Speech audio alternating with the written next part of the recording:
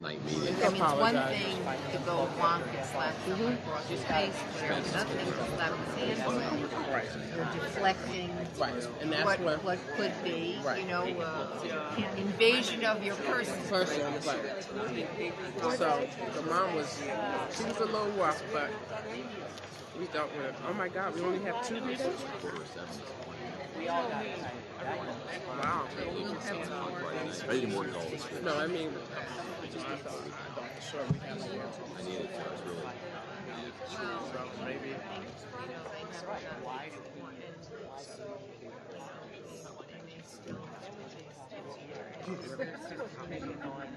You know what You knew I was going to get. Yes. Hey, how we all doing? Hi, how are you? Once people understand. I'm alive. The time? I'm finally starting to feel better. 7:03.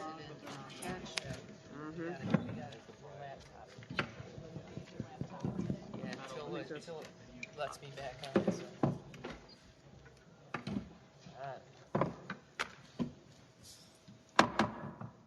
Pledge allegiance to the flag of the United States of America and to the republic for which it stands, one nation, under God, indivisible, with liberty and justice for all. If I get to talk under board, we'll have Can we flip? I don't do his presentation first, and then just do this. Yeah, definitely. Welcome. I have to steal this mic. No, this is good. Good evening. Before we start, I'd like to ask that we observe a moment of silence for Justin A. Allen, a student in the North Syracuse Central School District.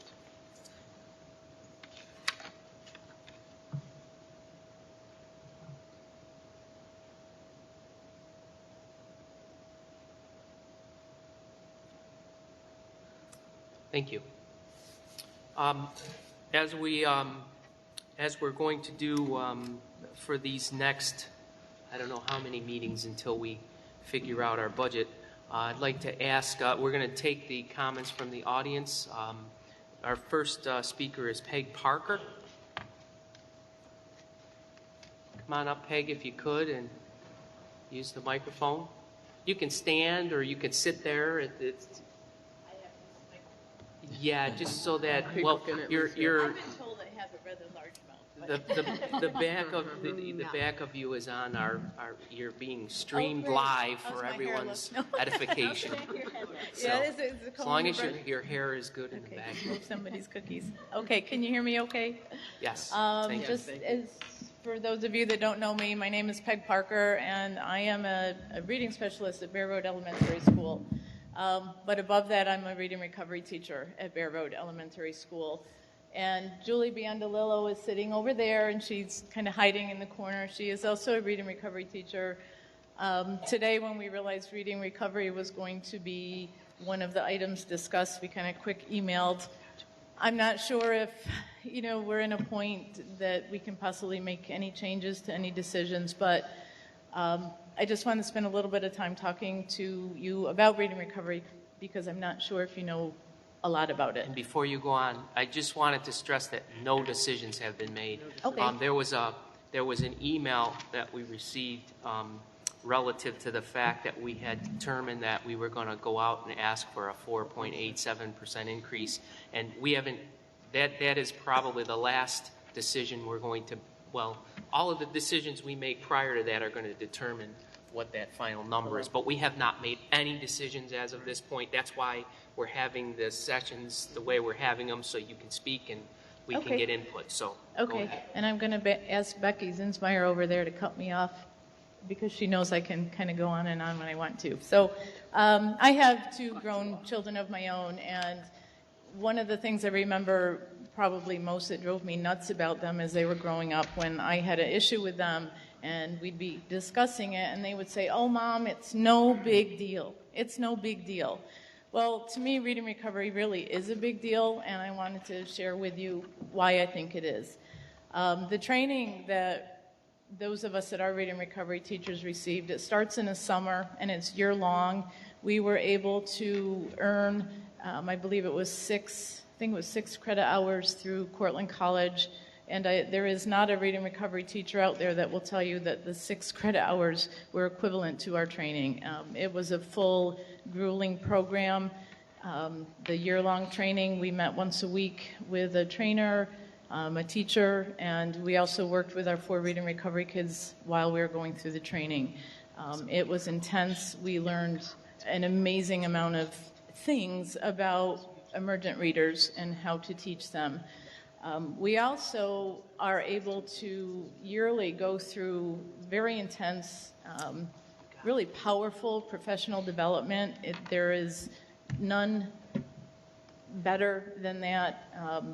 We actually go with a group of reading recovery teachers from around the area, not just here in North Syracuse, but Jordan Elbridge and all sorts of places. And we actually get to watch 2 teachers teach reading recovery lessons. We take a look at them. We, kind of analyze what's going on. We watch what the kids are doing. We watch the moves the teacher makes. And then we try to we have discussion about that, and we bring it back to our own teaching and hopefully improve our teaching to better help our kids.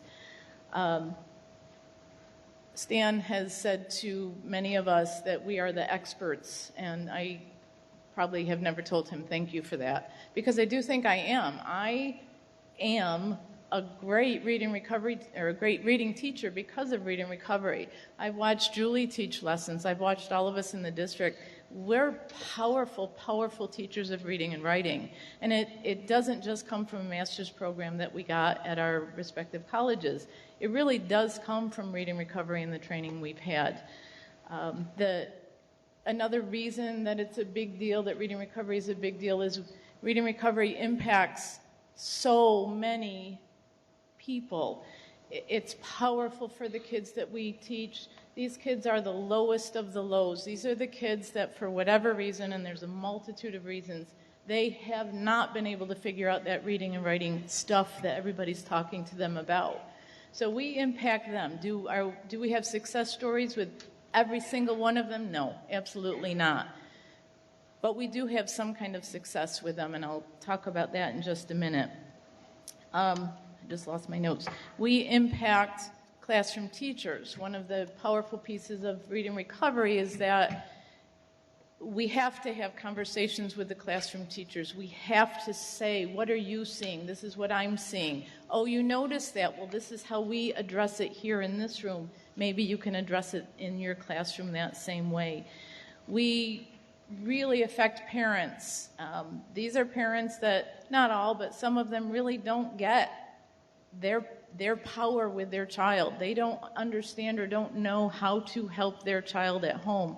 It is our job as a reading recovery teacher to affect those parents, to teach them, to work with them, to celebrate with them. When they come and they tell us, wow, I just heard that little Joey raised his hand in class for the first time ever, and it's because of what you do in reading recovery. I work with that kid one-on-one, and I get to make sure he's successful. And that's a pretty powerful teaching tool all in itself. And again, it affects the reading recovery teachers. We are who we are because of reading recovery. It's kind of this big circle thing. I told you that we don't have success with every single student, but in reality we do, because there's a saying in reading recovery that reading recovery has 2 positive outcomes. One is that child becomes, within 20 weeks, 12 to 20 weeks, they become an average first grade reader and writer. And they don't need us anymore, or they don't need the intense support that we offer them anymore. But the second positive outcome is that we as educators know that this child is learning in a really unique way. And as a team, as a building, we should be able to come together and say, okay, now what's next for this kid? Because I've spent 12 to 20 weeks getting to know this kid and how he learns or doesn't learn, and then it is our job to find out how to teach him. And reading recovery has that outcome for all of our kids, whether they become successful students or not. I know I've been a reading recovery teacher either 13 or 14 years in the district, and I say that every year, and I never do stop to figure it out. you know, working with 8 kids a year, that's well over 100 students and their parents and their teachers and their siblings and on and on and on.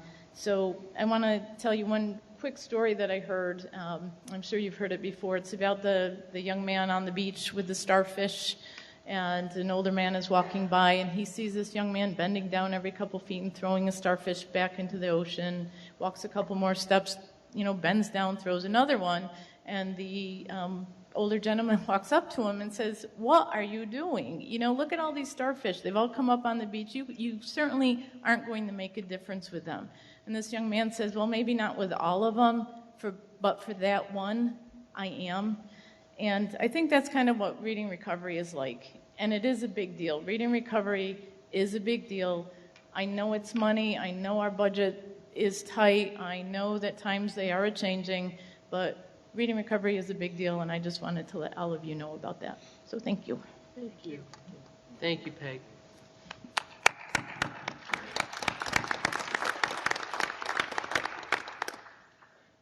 And Sheila Miller?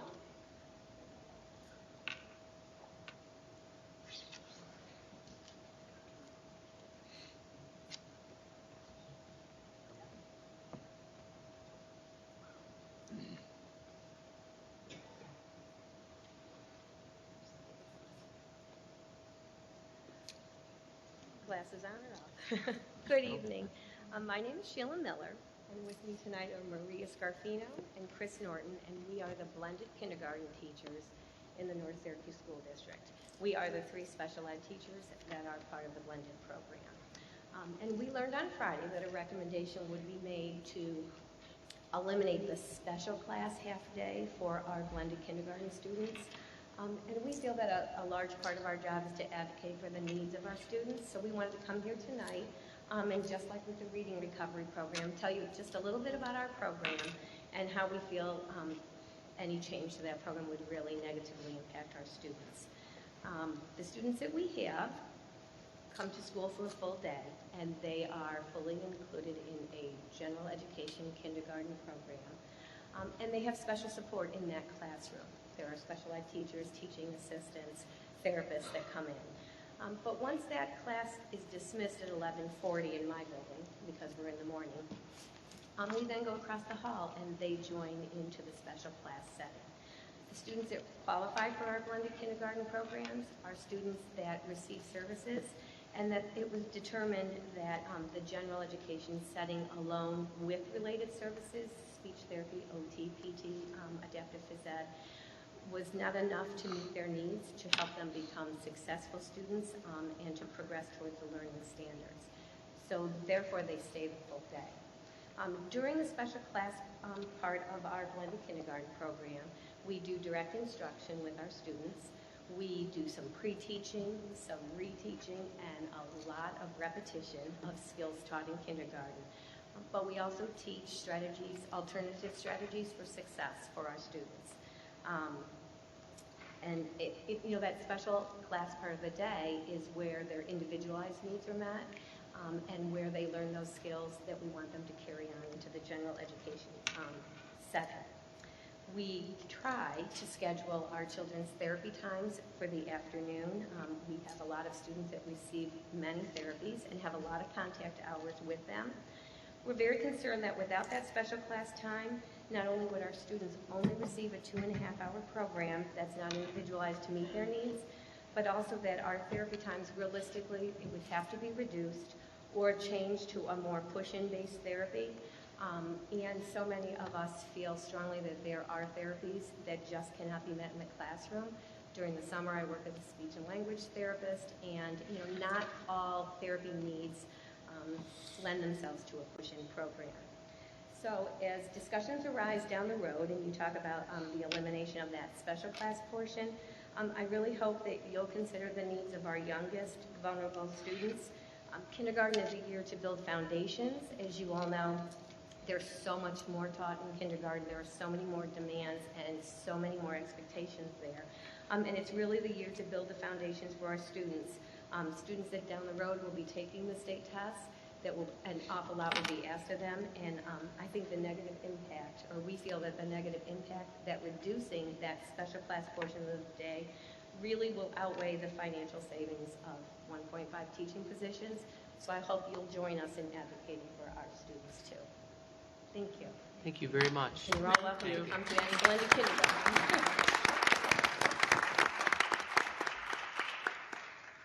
Okay, at this time, do we have any board committee reports? Go ahead, Sam. Again, in terms of our advocacy to ask that the $250 million from the $805 million that was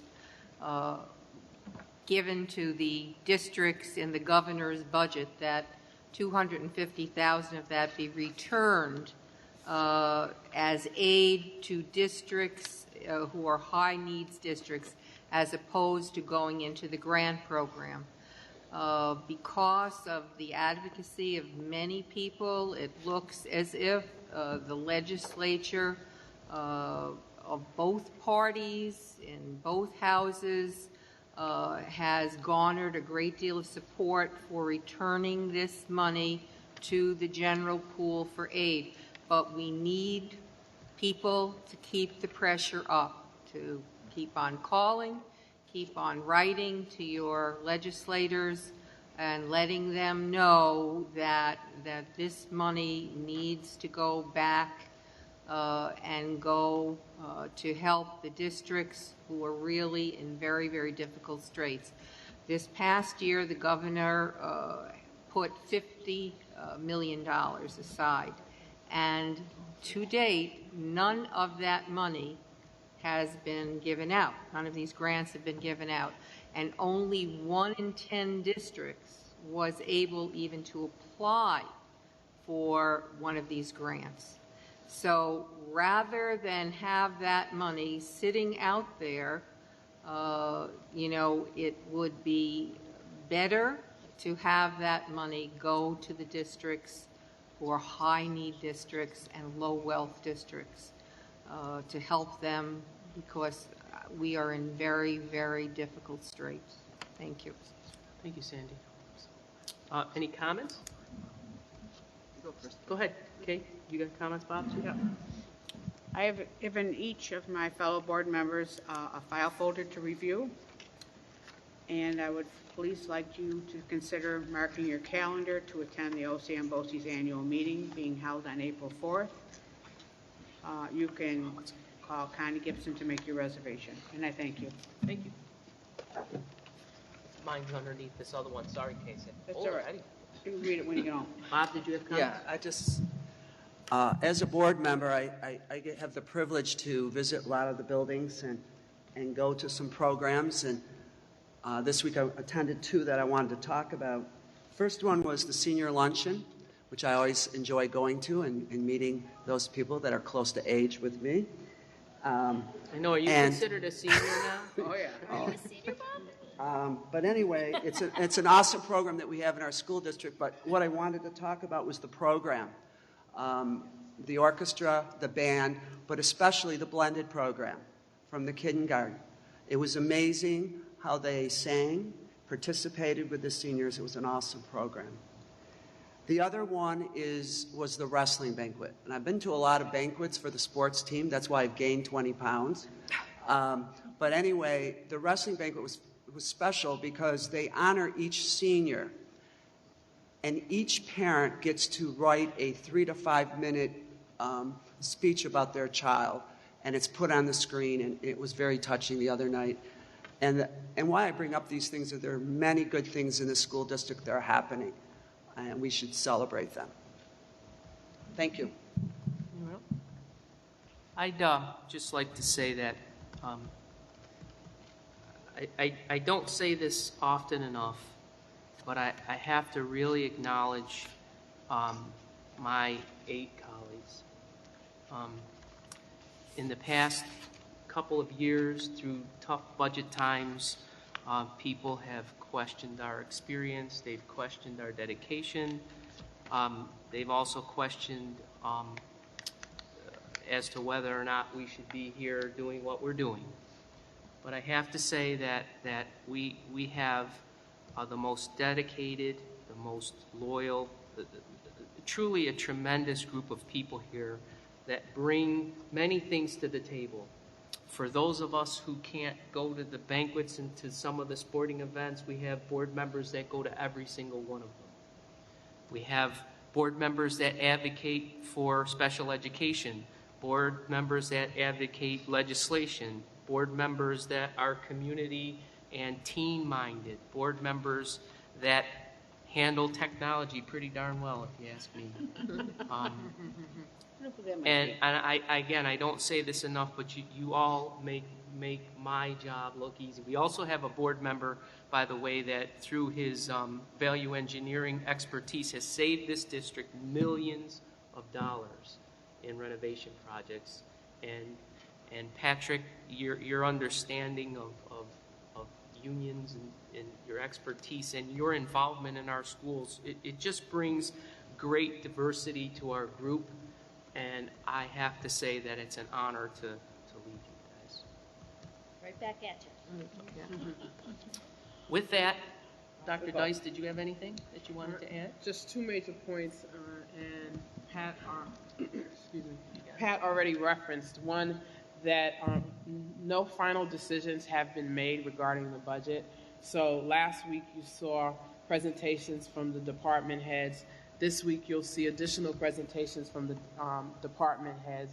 And these were really recommendations. I have to say hats off or kudos to all of the directors. They did a phenomenal job of going to the drawing board in terms of looking at the various departments and areas, in particular areas that they're responsible for, connecting with the appropriate people that they felt they needed to connect with, to then come back to the table with leadership to turn around and say, you know, these are some of the things that we think we can do a little bit differently to bring forth additional recommendations on possible cuts or changes, as well as some additions.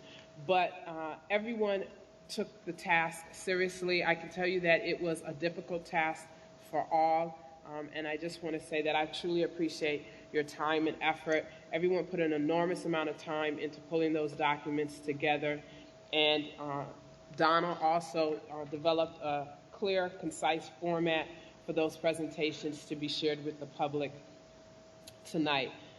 The board, myself, the leadership team, we are still in the midst of looking at potential cuts, recommendations. Nothing is final. No decisions have been made, as well as no decisions have been made about the 4.78% tax increase. I've seen that a couple times, written a couple ways, whether it be in an editorial or on the news, or just in people in the community thinking that that's what we've put forth. And so I can't say it loud enough that we have yet to make decisions. And the two major things are that final cuts have not been approved by the board, and that the board has yet to make a recommendation regarding the 4.78% tax increase.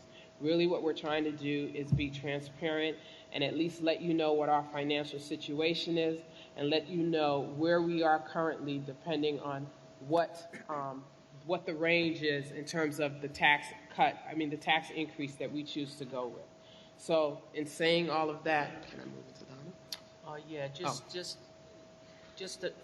add to that, the 4.87% as for those of you who maybe watch us online or attend the meetings, Donald presented what our 2% tax cap would represent. And he went through a document that showed that the tax cap that we can legally put forth, where we did not have to get a supermajority, was 4.87%. And he explained how 7.78. 4.78%. He explained how that number came about. So that's where that number came from. As Dr. Dice said, that is not a number that has been decided on relative to the board and relative to any kind of tax increase. None of those things have been decided yet. So with that, we're going to take the initial budget recap first. So Don, if you could come up and thank you.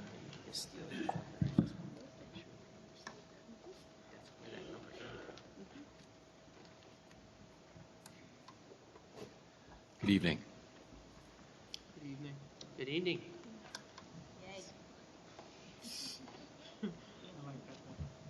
I just want to let you know Dan Bowles handed me a laser pointer, so if I accidentally blind one of the board members, I'm sorry. Or land a ship in our backyard or a So for the last couple of months, we've been sharing information with the board, and we thought it made sense with the board. The board and the community and employees, and we thought it made sense to walk through a dozen slides here. I'll go through quickly to kind of recap our current situation. And I'll tell you, we really appreciate the questions from the community, and we really want to share information in a way that helps people understand the current situation, because if people don't understand the information, it's very hard for them to trust us, and I really want people to trust us, or we all want people to trust us. And so let's take this walk down memory lane here. Some of these slides will look familiar. I hopefully they'll clarify some points if you have any questions in your mind. So as we've discussed, the past 3 years have been tough for the district. We currently have a limited fund balance, and I'll share some information about that. Revenues have declined while costs have increased over the last 3 years. Our 2012-13 non-school tax revenues, that's all the revenues of the district except what we levy from the community, are projected to be down $4.5 million or 7.9% in the 12-13 year from the 11-12 year. Since 2008-9, expenditures have been cut by $15.2 million, including 200 positions. This district spends less money this year than it did in the 08-09 budget. And the burden of funding schools has shifted from the state and federal government to the local taxpayers. And one thing that Dr. Dice just referenced, we're working really hard to evaluate programs in order to find ways we can cut expenditures further while preserving the quality programs that North Syracuse is known for. So the goal of this brief presentation is to ensure that we all understand the district's current financial situation. I mentioned the fund balance, and I just want to mention it one more time. At the end of last year, that's June of 2011, our fund balance was $3.8 million. That's about 2.8% of our budget. The state allows you to have about 4% of your budget in fund balance, and we have 2.8. To put that in perspective, that's like a family with an $80,000 income having $2,200 in the bank. It's not a small amount of money, but it doesn't take many emergencies to burn through that money quickly. And this has taken the district 20 or 30 years to accumulate this amount of money. And with tight budgets the way they are, it's not like we're creating lots of fund balance every year. One of our current assumptions in the 12-13 budget is that we would use $600,000 of the fund balance to fund the 12-13 year. This chart is a new chart. You haven't seen this before. This is a little budget history, but to illustrate the point I made earlier. In 2008-9, the district had a budget, I'm going to try this laser pointer, see if it works, of $137.4 million. This year, the year we're operating in, we have a budget of $136.4 million. It's about $600,000 less 4 years later. If you notice, the 2009-10 year is about $2 million more than our current operating budget. So obviously the district has done a lot to contain costs. Unfortunately, during that same 3-year period, all other revenues, that's primarily our revenues from state aid and federal grants, federal aid and our sales tax and whatnot, has gone from $71.6 million down to $63.6 million. That's a $7.9 million drop in revenues. And our taxpayers have done a great job. They've stepped up to the plate, and they have covered $7.3 million of that difference. So to summarize it, our budget is less than it was 4 years ago by about $600,000. Our tax levy is, in fact, up $7.3 million, and that levy is up $7.3 million because of our revenues are down $7.9 million. The district has had to, in order to absorb cost increases over the last 3 years, it's had to cut over $15 million or eliminate 200 positions in order to kind of keep our budget basically flat. There's a lot here on this slide, so bear with me. A gentleman at the last board meeting asked a question, and I think he was very concerned. He had looked at the governor's budget run, which you see was issued on January 17, 2012, and the governor's run, or his proposal, had showed that the district had $53.5 million worth of aid last year, the 11-12, which is this year, and was projected to be 57.5 next year, or an increase of $4 million or 7.5%. Well, a couple things those are all facts that gentleman quoted, and I wanted to make sure that I respected the information that he shared with the district. In that budget is our UPK, that's our Universal Pre-Kindergarten funding that doesn't hit our general fund. We collect that money and we pass it on to providers such as Learn as You Grow and Northminster and organizations like that provide universal pre-K services for our children. The other thing that was different about the numbers that the gentleman quoted and are included in the governor's run is that many people don't realize that we don't know what our exact financial aid is going to be until we get through a year and we see what maybe our special needs population needs. That's what excess cost aid is. The state gives us some special aid, excess cost aid for our special needs population, BOCES aid based on the services we have to provide. So there are different numbers that we have to make estimates of. And at the end of the day, we think we're going to get a little more state aid than the governor thought we were going to get on January 17th. And that's why we think our state aid for the 2011-12 year is going to be $53.6 million, the number on the far right side of the screen. We have no disagreement with the governor's proposed budget for the 2012-13 year, which is $56.9 million. And that gives us an increase of $3.3 million or 6.2% going into next year. If you focus on the bottom half of the page, this is where I take out a board member's eye here, the total state aid for the 11-12 year is that 53.6 from up here. We're going to subtract out the building aid because that's the aid we use to pay our mortgages, and that doesn't go to fund programs. Our state aid for programs is $46.2 million. This year we were fortunate enough to get almost $3.2 million in jobs money for a total aid of $49.5 million or $49.4 million this year. Next year, that $56 million, when you take out the building aid, comes to $47.725. So our general aid, the aid that funds programs, is going to be $47.7 million next year. Now here's a chart you've seen before. Those are the top numbers on the top of this chart. So our general aid that funds program is going to be down $1.7 million or 3.5%. Our pilots, those are the payment in lieu of tax agreements that are out there, they're going to be down $58 million.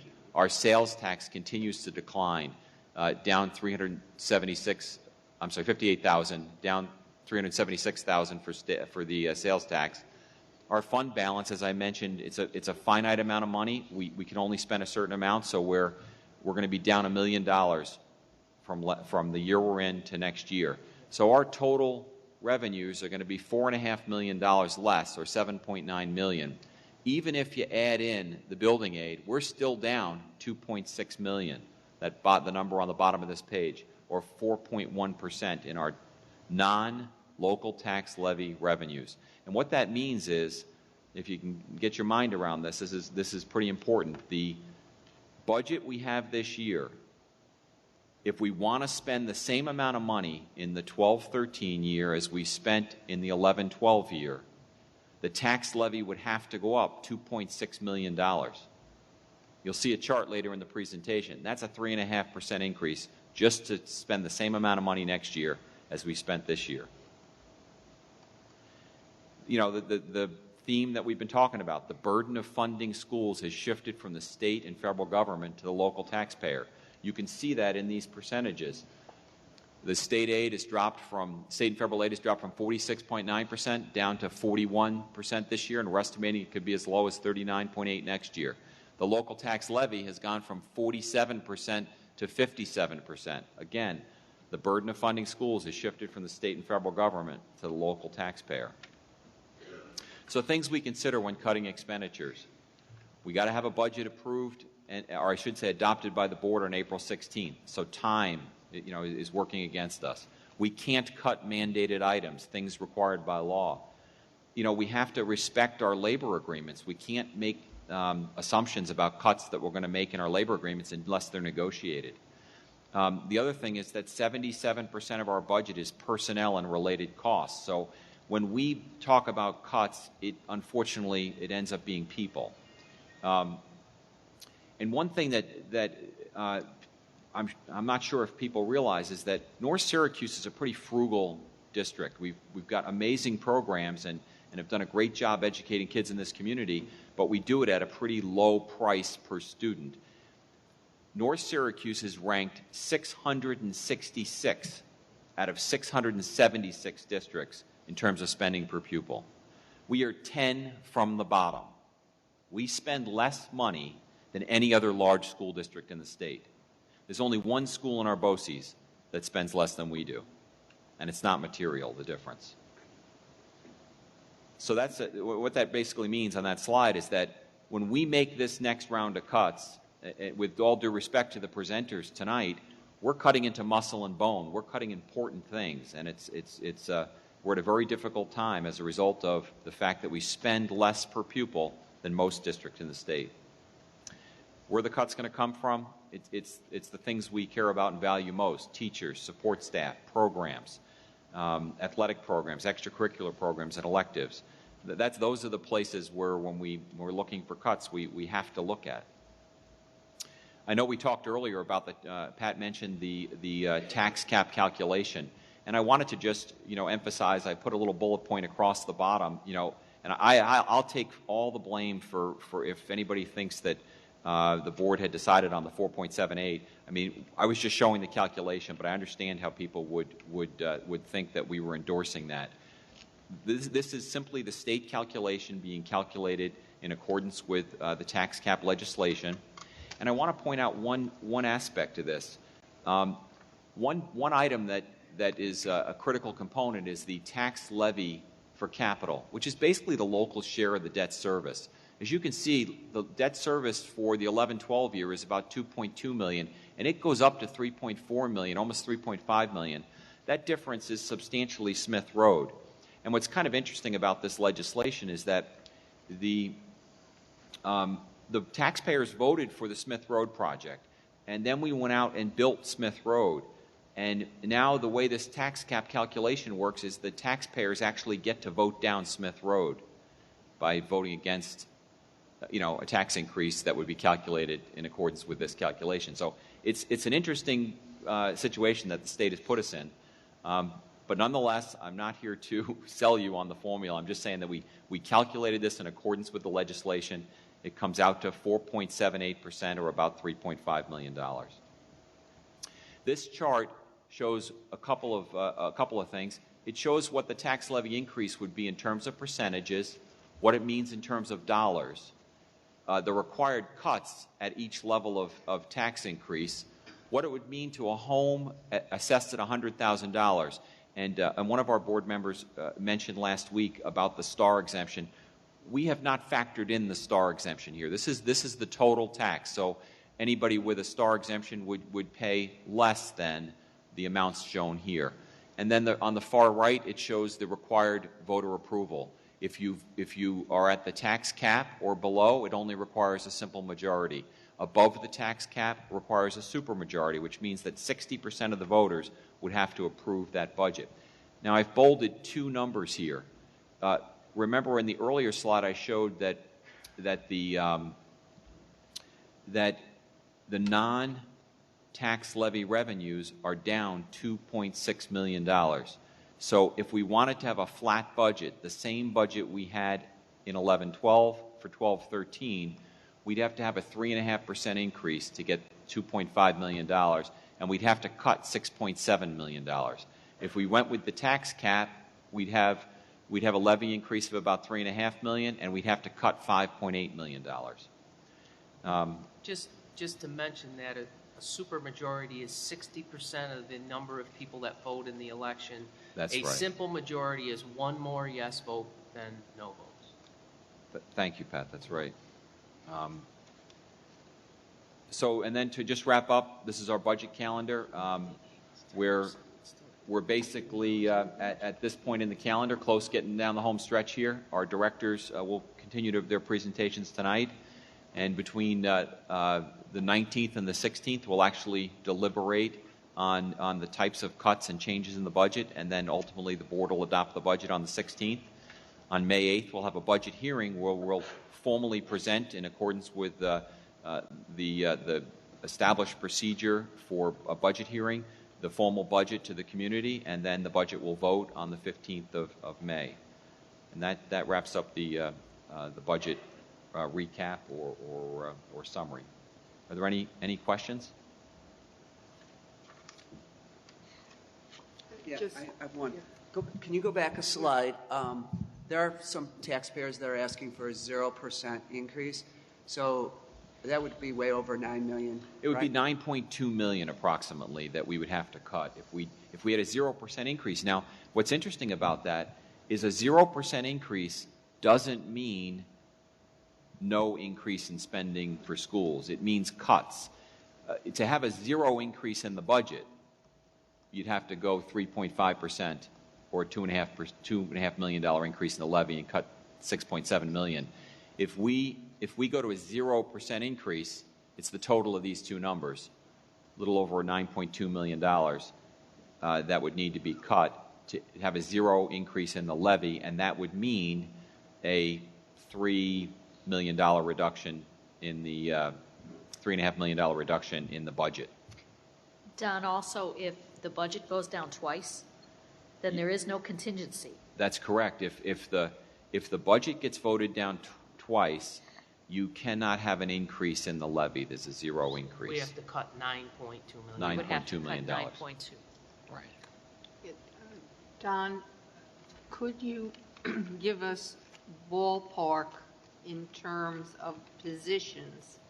And of course, there would be programs attached to those positions beyond just the positions. But since we're labor intensive, Yeah. And 72% of our budget is labor, what would that translate into at the allowable figure and at the 2%? I don't have. I have the number for the tax cap level. Some of the proposals and things that we've been looking at. Fortunately, we've identified a few specific opportunities that we could do that would not result in us Cutting positions. cutting positions. For example, Dave Allard, who's sitting right behind me, has worked on with fiscal advisors to refinance some of our debt. And in doing that, it's kind of like refinancing your home mortgage. We didn't do anything other than take advantage of lower interest rates. We didn't extend the term or do anything crazy like that. But the market's very favorable, and we've been able to save $295,000 in interest expense for next year. So that saves us some positions. There are things like that. Some of the directors have come forward with recommendations on things like supplies or certain costs. But if, based on what I know, we're looking at the tax cap level, the 478 level, over 60 positions would be needed to be eliminated in order to get to the tax cap level. I thought originally it was going to be 72, but it's looking more like 60. At the, another $1 million would be, it could be another 10 to 20 positions, depending on, the level of the people. So 60 to 80. I just wanted to give people the picture of what it would take to get down to each of these numbers. And I just would like to interject one further comment. I mean, to talk about that spending per pupil and how frugal the district's been. Some districts, we've all read the paper. There are other districts that are debating, much less urgent or critical type things. And one of the reasons is they spend a lot more per pupil. So they're still able to trim, I don't want to use the word fat, they're still able to trim things that don't hurt as much. And as I said, at North Syracuse, we're kind of cutting close to the bone. And that's when, it means a lot more bodies, a lot more people. And we've seen that over the last 5 years. In a way, this current situation is penalizing us way more than a district that was more free spending, and I don't mean, spending whoopee, it's the taxpayers' money, but because we've been so frugal, we have fewer places to go, and every place that we go, we're going to see. And I think it's important for people to know, I can tell you personally myself, there are things that I as a board member and my fellow board members will have to consider cutting this year that I never in a million years would have ever thought that I would have to do, and that I really don't want to do. And when we're done, no matter what number up there we come up with, this place is going to look very different than it does now. And the educational experience that your children have is going to be very different than the educational experience that kids who graduated 5 years ago will have had. And that's very sad. We are told that smaller class size, and we've seen it, helps achievement. Well, the only place we have to go is larger class sizes. And it's counterintuitive to me that at a time when we're asked to have our pupils achieve more, we're doing things that research and experience tell us hurt students. And we don't have a choice. One thing I would just say, the board should be commended for being able to achieve basically a flat budget over a 4-year period. I mean, that's amazing, and that you've been able to do that and preserve the program the way you have been.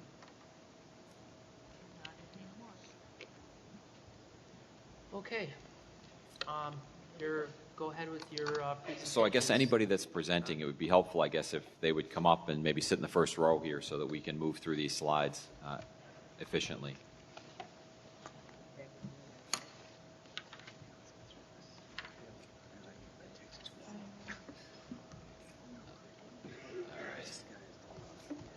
Yeah, down hour. Yep.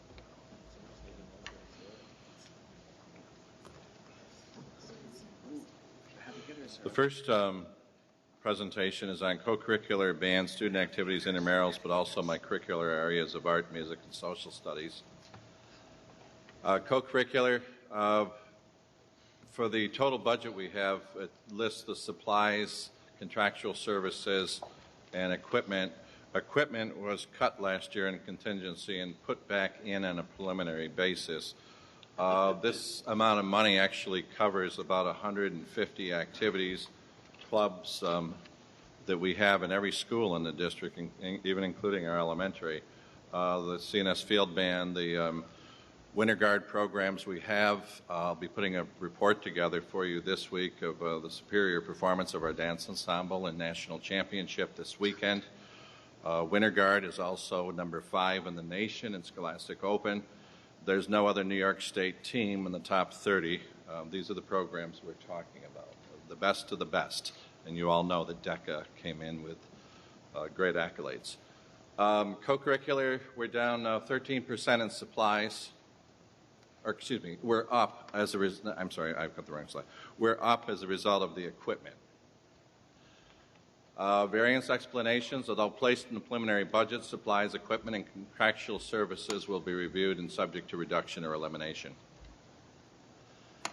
Band, it shows you salaries, contractual services, travel, etc. Membership, you can see most of its salaries.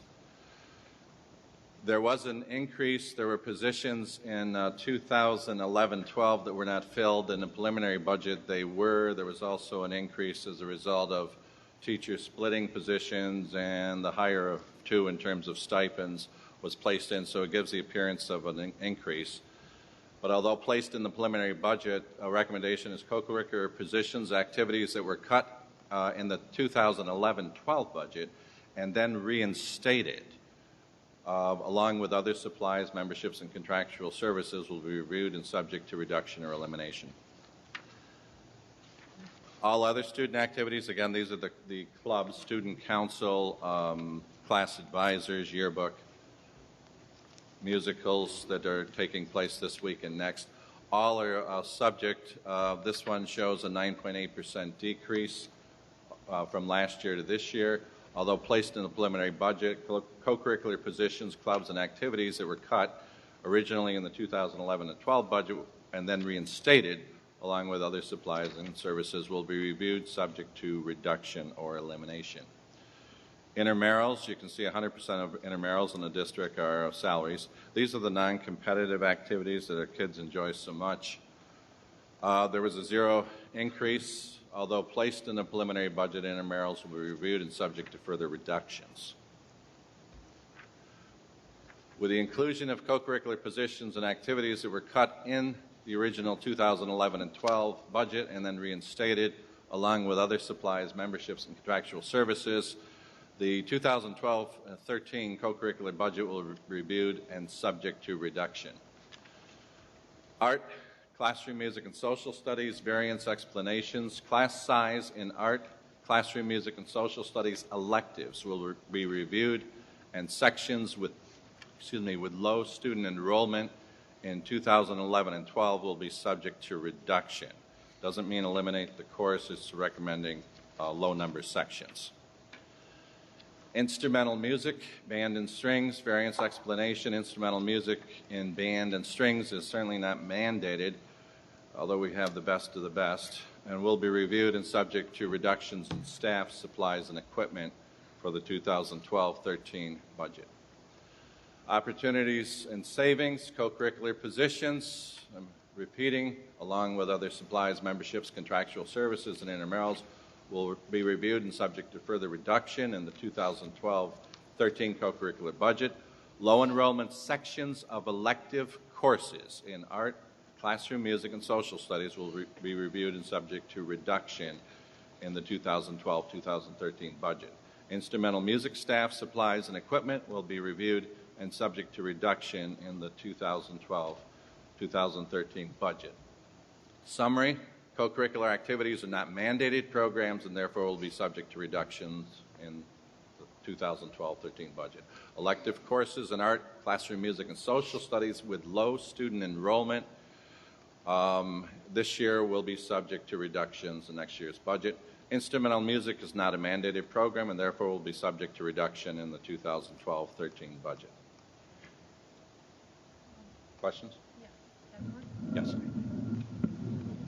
So when you say that they were cut from the budget and reinstated, you're talking about the ones that were reinstated right before we approved Correct. the budget? That in February of last year, we had a list of those recommended, and then we debated and put some back into the budget. So my recommendation is take a look at what I gave you last year, and those would be subject to further reductions for this year's budget or elimination.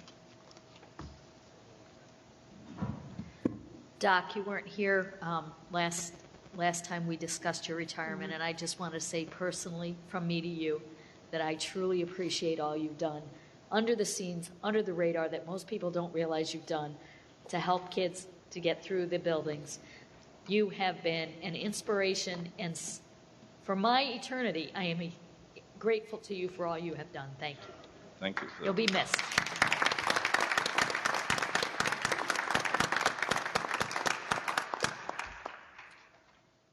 Okay, who's next? Yay! Good evening.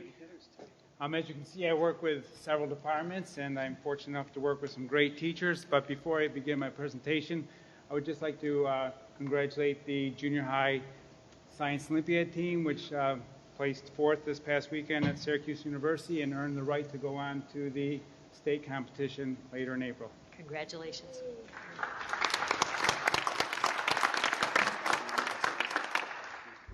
The first slide up here. Oh, there we go. I won't blind everybody. The first slide. There we go. Shows our science center budget along with the science budget that I have this year. And you can see the majority of the cost is with our staffing, as in most areas. The salary and benefits for our half-time person is $28,000. The teacher aide that we have that works both at the Science Center and at Main Street is a little over $10,000. That is the cost of the district. Overtime, we have budgeted $275, which is primarily for late May when we do performance testing. Contractual services for like microscope repair was $3,000 this year, or just under $3,000. Mileage and conferences, which covered things like registration costs for teachers going to conferences, was $1,920. Supplies has been cut 10% each year for the last 3 years, was down to $9,900. And membership, we have $200 in our membership. A lot of these things have not been utilized this year. For example, we have not spent any in membership. The mileage and conferences, we've only spent a small amount, about $284. In contractual services, just over $1,000. So we're looking to have cuts in several of these areas, or some of this money may go back into the general fund. One thing that we have proposed for next year is that our teacher aide, unfortunately, will probably be eliminated, and I'll discuss this at a later slide a little bit more in detail. You can see some other reductions would be contractual services, and again, these are things for like microscope repair. And we are looking at reducing our supply budget by about $2,900, which brings the overall decrease to about 26% of the science budget from this past year to the upcoming year. This is just a pie chart breakdown of the budget for a proposed budget for next year. You can see again that the salary and benefits make up the majority of that cost, which would be about 72%. Just to give a quick overview, the Science Kit program provides supplies, materials, and equipment to support our K-6 program, which again supports the activities that are linked to our standards. Recent changes that we've done in the program to consolidate activities and save money also allow us to be more effective in terms of distributing the kits. So as we mentioned earlier, we are proposing that we unfortunately eliminate the teacher aide position. This past year, we went from a full-time employee and staffing at the Science Center went from 69,640 to 28,593. So over the past 2 years, that reduction is 59%. Because we have utilized grade level activities and we're phasing out the animal program, again, to reduce costs. That doesn't mean there won't be animals in the classroom. It just means that the animals are provided by the teacher or students if they do elect to have them. But that's also generated a lot of savings over the past year, and we've been able to reduce our budget from $11,000 in 2010 to the proposed $7,000 supply budget for next year, which again represents a 36.4% reduction. An overview of the science program itself. Our goal is to promote excellence and rigor in curriculum while providing challenging instructional opportunities for all our students. We recently revamped our accelerated science program, and students are now expected to take 2 science AP courses. Our sequence involves going from earth science as an 8th grader to physics in 9th grade, chemistry in 10th grade, AP, bio in 11th grade, and then their senior year they would either take AP physics or AP chemistry. We also, the last few years, have increased the choices at the 9th grade level to include living environment, which is more appropriate for those students who may have some difficulty with abstract thought or the earth science or physics. To provide savings and talking with some departmental members, we're looking at possibly consolidating sections that right now may have low numbers. And in order to also save some additional costs, we're looking at maximizing our staffing. That is having teachers teaching 4 lab sections or 5 non-lab classes. Right now, if you teach 2 and 2, for example, that really works out to a 0.9, but contractually that is a full-time position. But one thing I do want to point out, it's very important that we recognize that in some classes we really need to keep the class levels low to keep that safe learning environment. The technology program offers everything from basic programs to college-level programs, such as our Project Lead the Way program, which provides students with college-level courses in things like computer-integrated manufacturing, design drawing for production, and there's 5 different courses, or 6 actually courses that students can take in order to earn college credit through RIT. We've been recognized, or the CNS Performance Engineering team has been recognized the past few years from their outstanding performances at the Shell Eco Marathon competition, which has been held in Houston. They've finished first the past few years there, competing against colleges and other high schools. They've averaged about 2,500 miles per gallon with their green vehicle. To provide savings, the department plans on looking at consolidating sections where we have relatively low numbers, and we've also discussed capping sections where the specific electives may not be in the direction we want to head. We want to really keep or maintain our program of rigor for those students who are entering the college courses. So again, we're looking at capping some other electives to possibly save some money. Health education provides all our students with the skills and education necessary to make good decisions. We do offer a college-level course through OCC, which is our first aid course. It also provides our students with an opportunity to get AED and CPR certified, which helps them get jobs and things like, of course, lifeguarding and summer jobs of that nature. Health instruction is mandated at the middle school level for grades 7 and 8. Also, in 9th grade, we have a HIV AIDS prevention course that we have to use as a push-in model where all students have to have that instruction. So it's important to keep that in mind, that teachers are needed to push in at least for one classroom period to provide that prevention training. And we do offer 2 electives in the health area. One is called Tools for Change, and the other is mentioned up above, the first aid. To provide savings in this area, again, we're looking at consolidating sections that have relatively low numbers. Our Family and Consumer Science Department is recognized as one of the finest, if not probably one of the best programs in the state. It prepares our students to meet entry-level jobs and also prepares them for colleges or post-secondary education. A highlight of the program is our CTE-endorsed strands. There's 4 strands which students can pick from, and they, again, will earn career and technical education endorsement as part of their high school diploma. Students can also earn college credit through coursework through Casanova College or OCC, such as fashion and design or some of our early education programs. And to provide savings, the department is looking at, again, consolidating sections, teaching courses every other year, and what's admirable about these teachers are they're also willing to teach a 6th class in order to maintain the program for students. A quick summary of all the areas that I supervise. Again, oops, something happened here. Thanks.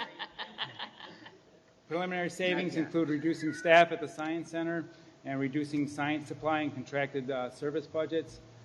We've also had discussions, that is, I've had discussions with various departments, and again, we're looking at consolidating classes where possible to reduce staffing, and but our priority is to keep those courses that lead to career or college readiness. Larry, I know you're up next, and that's why you were probably kicking this to move on. But are there any questions before we get to that? I have a couple comments or questions. All these presentations are excellent. You mentioned technology department, low numbers in some of the courses and possibly, but also isn't there some safety concerns with some of those courses? I obviously understand with chemistry, you cannot put 30 kids in a chemistry class. But with tech, I've been in some of the tech classes, I visited some of them, and this year I have a concern with the number of students and the machinery that those kids are working in. Well, Is we that also looked at? Yes, I agree, and we recognize that in some classes, you really have to cap the number of students placed in those classes to keep a safe environment. You don't want to have more kids in there than you have stations for them to use effectively.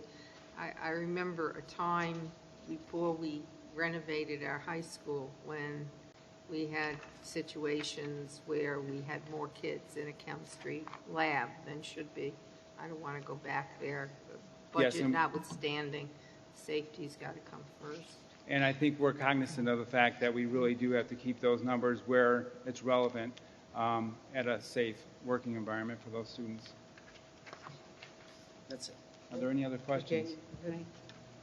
Yes. More for the fun stuff. Tell me what's going on weekend of Palm Sunday. Is this for the Science Olympiad? No, this is for the, that too, is it? Okay, I didn't check the date on that one. The one that's going to Texas. Oh, okay. Cars. Later this month, yes. As I pointed out previously, the CNX Engineering Club is going to Houston, and I believe your grandson is one of those who are participating to compete in the Shell Eco Marathon. They've competed in this event for the last 3 years, and actually have taken first place among many colleges in both their hydrogen fuel cars and alternative fuel cars. And I believe there are 7 students going this year. It's a 3-day event. Most of the cost is covered by grants, so there's very little cost to the district for those 7 students and the teacher who are going to that event. They also have raised over $5,000. Yes. Okay. To go. Thank you. John, the last thing, it's always bothered me, and I hope that we take a serious look at this, but for health classes, our students get health in 8th grade. They have that one push-in piece in 9th grade. Yes. Then conceivably, they could go till their very last semester of their senior year before they have any other health education. And by then, we've missed the boat. They're going out the door. They've already got their information from various other sources that may or may not be correct information, and yet that's how we... Well, there's a half credit mandated at the high school level. Most of the students will take it their sophomore year. I would say at least 90% or above take it as sophomores. So that's when the majority of those students do. But yes, that could be a possibility where some of those students may not, for whatever reason, take it until their senior year. Right. Hopefully, most of them are able to take it as sophomores to be able to make good decisions from that point. Well, hopefully throughout their educational career. So, North Syracuse, we're providing them with a basis to make good decisions. Absolutely. But even with our electives, if we're looking at electives, can they take those electives in place of a health class? Or Typically, they take the mandated course first. okay. Thank you. You're welcome. Are there any further questions? Thank you for your time. Larry, before you start, Larry, are there any participation in government students out there tonight? If there is, come on in, we'll sign your stuff for you.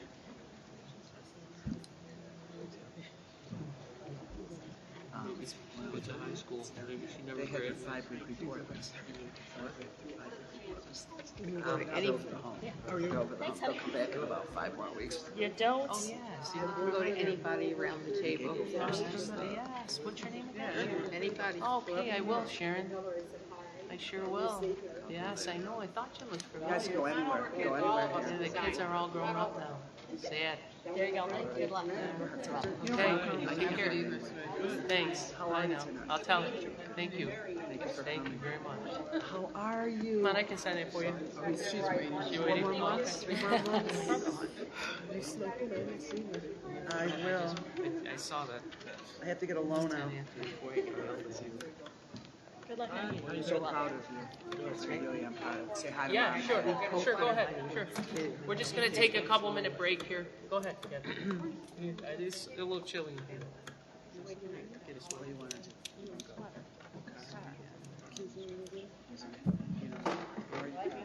There we go.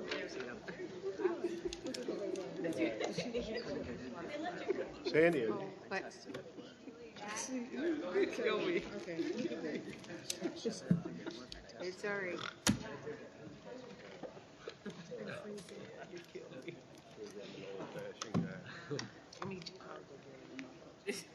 Yeah, she probably didn't want to touch it. Here's your cooties on it. I don't want this sweater. John, take it. Thanks. I didn't have mine on, so I don't know. Is it working? Oh. How's the baby? Good. Any questions? She's sick? She's 4 months. Oh, my goodness. She's a big kid. Did you take a She looked like a little doll the other day. So cute. Yeah. They are. Snickerdoodles. No, ain't working. There's only 2 in the bag. You got my name. You got my name on it. Right? I owe him. Like all my history was gone. When is WW starting? Well, I had Connie send that second email. I can tell that. I've fallen off. Is the glare too much? This guy. Larry, You look great. Jen turned 40. Hi, Joanne. My baby. We are I haven't been in a little while. I missed the whole It year. only hurts for a little while. I had one do that I missed last the whole year. year. You realize that, right? If you don't understand it, don't know what to tell you. I just, I said to myself, if they were here today, yeah, I will. You're welcome. how you the kids go home. Yes, it was. All that good stuff. I wasn't a star. And you know what? The coach and some of the other kids were terrible. But you know what I thought? He said, if you're starting, you want to be in the team.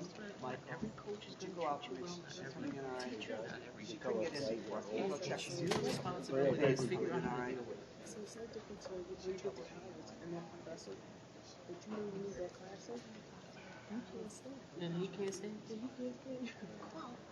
Some of the best football coaches in the history of football were pieces of garbage. And treated their players terribly. So what lesson did they teach you?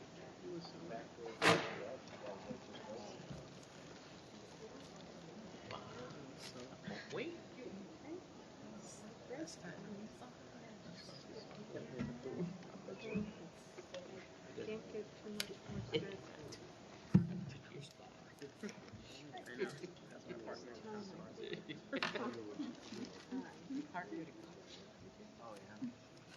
What else? Right now, that's.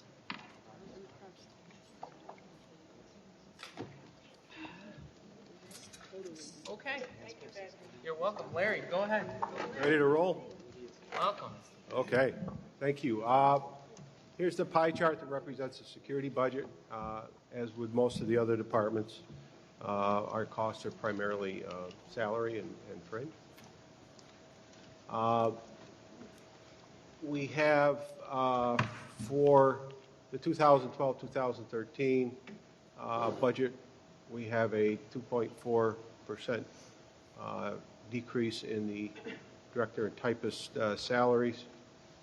Security guard salaries are down 1.3%. Our contractual cost is up 7.6%, primarily due to the SRO, cost of the SRO program. They're realizing the same increases that we are with ERS and workers' comp and all that good stuff. Everything else is pretty much the same. We reduced the mileage by $750. So we're only looking at a 2.1% increase. The reduction in the typist and director position is due to a reduction in the salary in the event of replacing my position. Security guard salaries are down due to contract negotiations. Contractual, again, that's for the school resource officers. That's up 7.1%, 7.6%. As you recall, we have 3 SROs that service our district. Our Raptors up cost of our Raptor program is up quite a bit. We made the mistake of calling BOCES and asking them what our cost was going to be, and they realized that they weren't charging us for the secondary buildings that we added last year. So as Mr. Blue used to say, no good deed goes unpunished. So our cost is up with Raptor. However, if you divide that amongst 12 sites that we have, it only calculates to about $400 a building, so that's pretty reasonable. Is that before state aid or after state aid? That's before. So in other words, it's really not that much money. Exactly. Thank you. Opportunities for savings would be to abolish my position, which would save you $59,000. Summary and conclusion, I know I'm preaching to the choir here, but we need to exercise extreme caution with cuts in the field of security. As you recall, we were all heightened a sense of school security after 9/11 and Columbine, and we should try to maintain that whenever possible. Acts of school violence are generally a chain of events. One of the goals of our comprehensive security program is to break the links in this chain and create the highest level of protection for our students and staff. Any questions? Okay, thank you. Thank you, Larry. We will miss you, Larry. We will miss you greatly. Absolutely. Made some great Yes. relationships in our community. You did a tremendous job. Thank you so much. Good evening, my turn. Good evening. All right, we're going to go through the maintenance and operations budget. This first slide is the maintenance department. As you can see, there's a lot of different items that are included in this. Salaries are less than 50% though. To get you a little better breakdown on this, our salaries within the department are up 3.4%, and that's just from some moving of people in and out due to reductions last year. You see a big increase under the special projects, $125,000 over last year's budget, and that's to do some work at the district office, carpet replacement, asbestos removal of asbestos-containing tile throughout the entire building. Moving down through contractual repairs, that was just a cost CPI increase of 3%. BOCES services is down 7.5%. Building repairs, again, CPI, same with fuel, and we're down in our general supplies 7.2%. Overall, though, that is an 8.9% increase. Again, the variances, as I explained earlier. Moving to the grounds department, again, basically supplies related grounds, athletics, road repair, plowing. Ground salaries are down 1.8. Again, that's a reduction due to last year in staffing last year's budget. What's the CPI, John? Consumer price index. Oh, that's what I thought. Thank you. Okay. And again, normally our contracted supply accounts, those that were put in is that increase. No, I thought that's what it was, and then I thought, well, it could be something else. It could be, a computer, blah, blah, blah, blah. Capital project increase for Bear Road. So overall, there's the big item in that one is equipment, $50,000. We are getting to the point with some of our large wing mowers that we use throughout the district. We are going to need to replace them in the next 2 to 3 years. So again, I'll look at the variances that are in there. And then moving to custodial.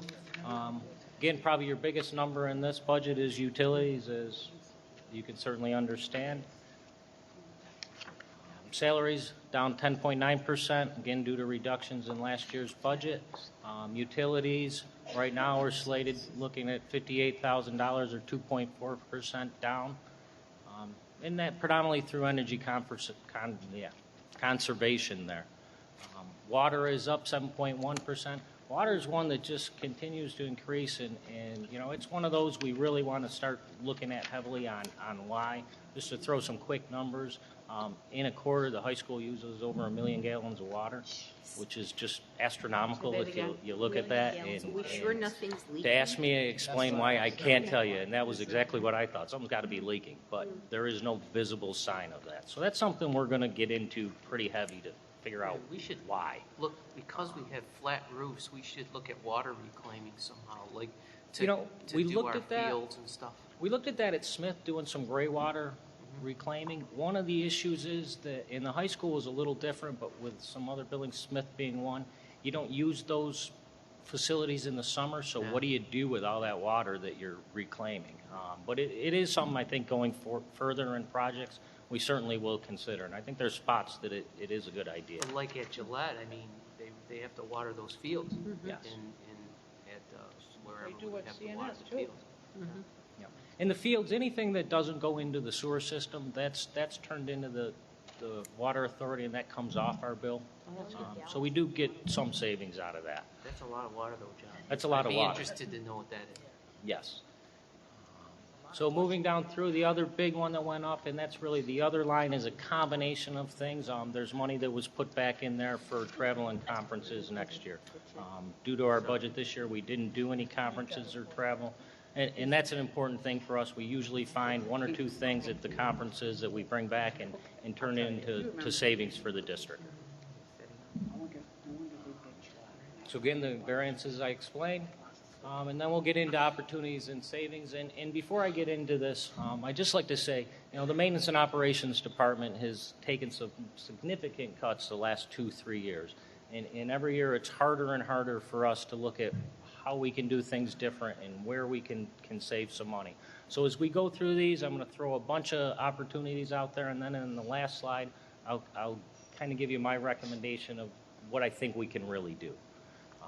So for the maintenance, if we eliminate the special project line, $150,000 for the district office, we can work on sections that don't involve abatement through our normal budget lines and just stretch that out over a 2-3 year period and accomplish that task. Again, eliminate the CPI increases. If we were to do those three things in the budget, it would reduce our budget from that roughly 9% increase to a 0.3% increase. Is there a way that we could at least take care of the gross areas like the carpet? I'm afraid that we're going to spend more in a lawsuit if someone, falls as a result. I mean, that carpet is, I remember when it was put in. It's over 35 years old, and it's literally threadbare in places. And I far from wanting to spend a lot of money in this environment, but man, that's a lawsuit waiting for a place to happen.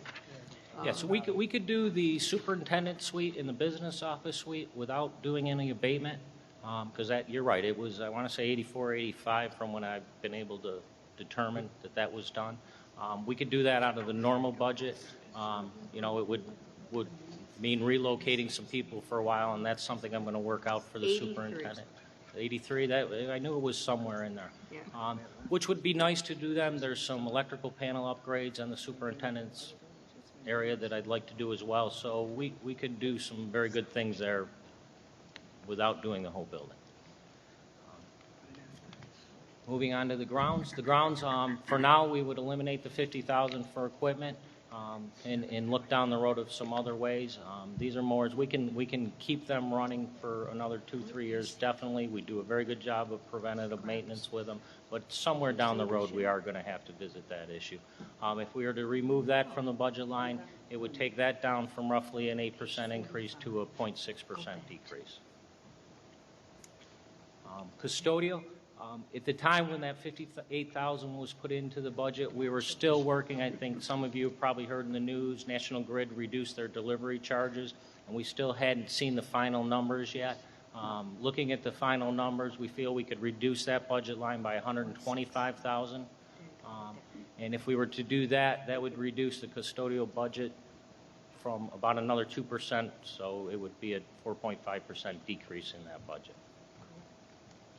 Other opportunities for savings, the possibility exists to combine the maintenance, transportation, food service, and district office cleaning at night, and that would be done on a rotational basis. We have a retirement that's taking place at Rocks Middle School this year, so that could be done without an actual layoff, just through attrition, and just doing some creative scheduling between those complexes to accomplish that.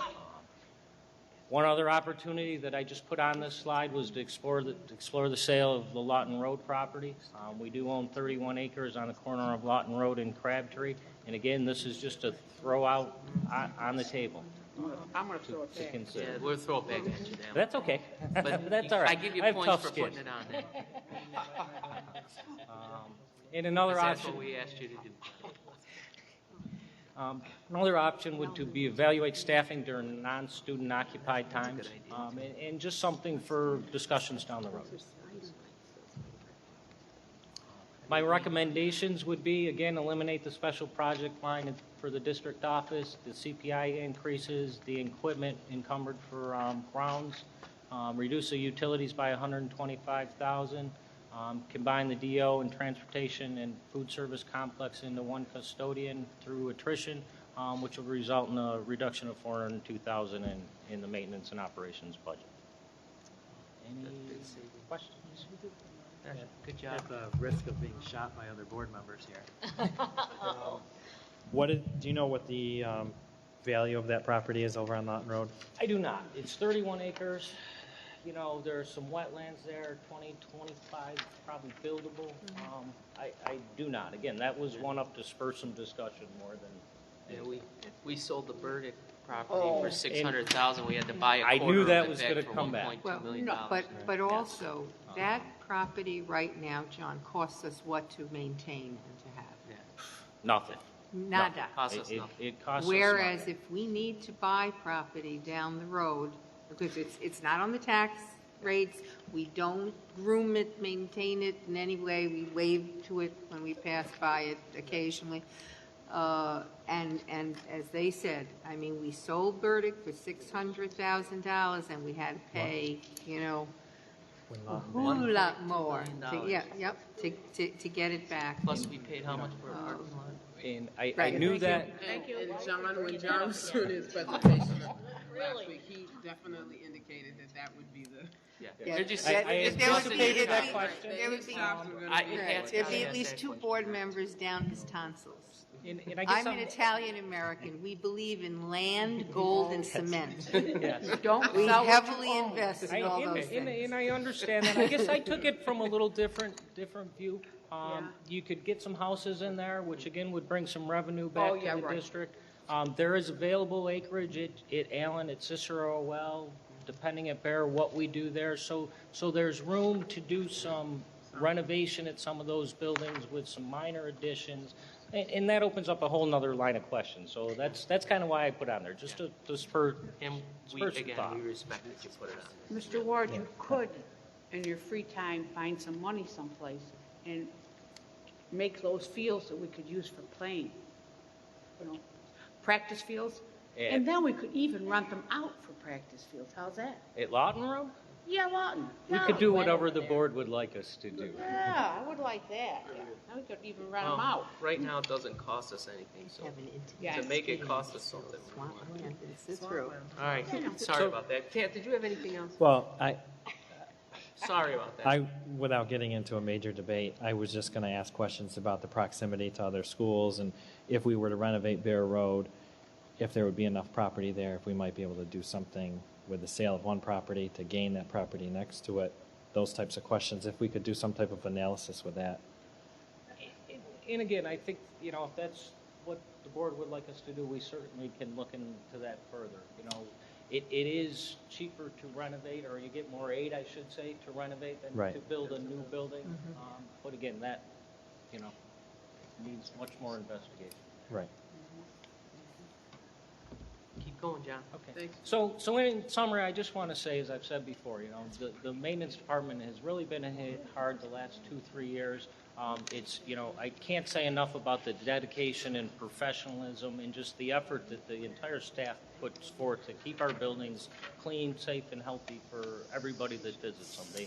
They do a tremendous job. John, I've been in schools, and whenever I go in another school district schools, I always say, man, our worst school is 10 times cleaner than this school. And I'm not, when I say worst school, it's our oldest school that has never had any renovations done.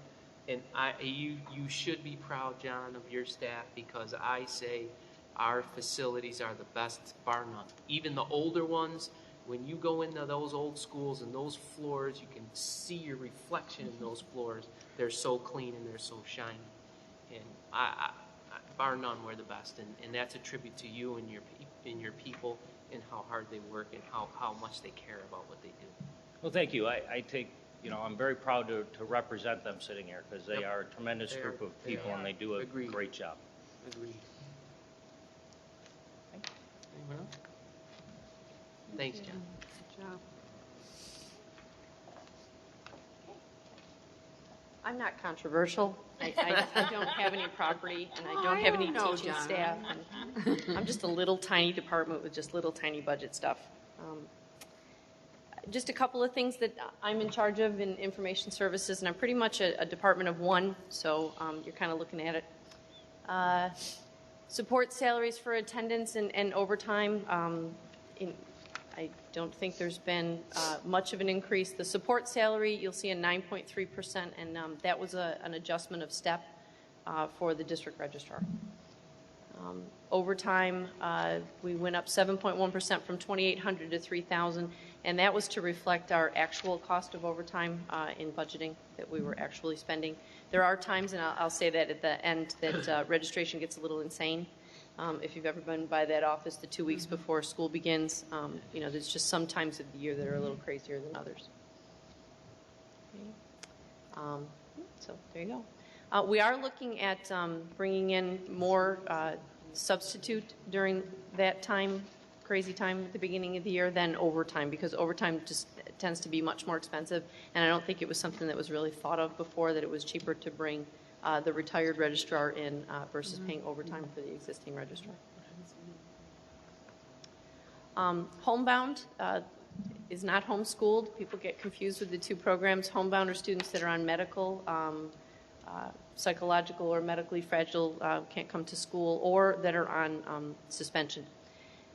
And we have tutors. Many of our tutors for homebound are existing teachers that will tutor after school, although we do have some very good people that will do it during school as well. It's very hard to predict what the homebound costs are going to be like, but we have maintained relative stability in that program. The teaching extra pay, the 95%, David, why am I not? The reason that number is increasing so greatly is that last year we spent very close to that number, and we kind of did an analysis in January.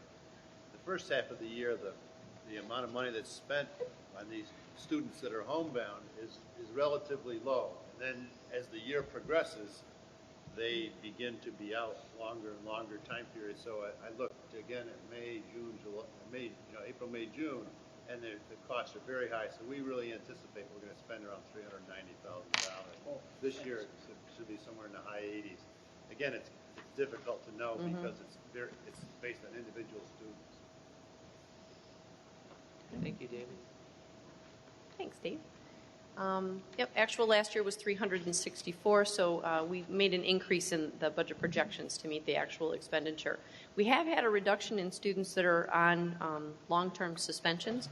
There have been some changes in the suspension policy, sort of district-wide, so we have seen a decrease in those.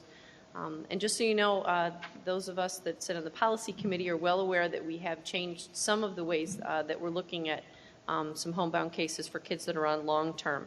So there are some cases that we have had the school physician who has that medical expertise, because I don't. And we've had 3 cases reviewed by the physician this year to see whether or not they qualified for homebound, and 1 was denied. So instead of just it being an automatic thing, it is something that we're being more careful with in reviewing. Student data and census, we do a school census. This is really to try and get a handle on mostly our kindergarten enrollment, but even the upper grades. So we do send out census material. We do collect information, try to get people, but it's all voluntary. We find it's not a perfect system. The best thing to do would be go door to door and knock and try to figure out who's, but that's a very expensive thing. To pay for someone to be able to do that in a district our size is cost prohibitive.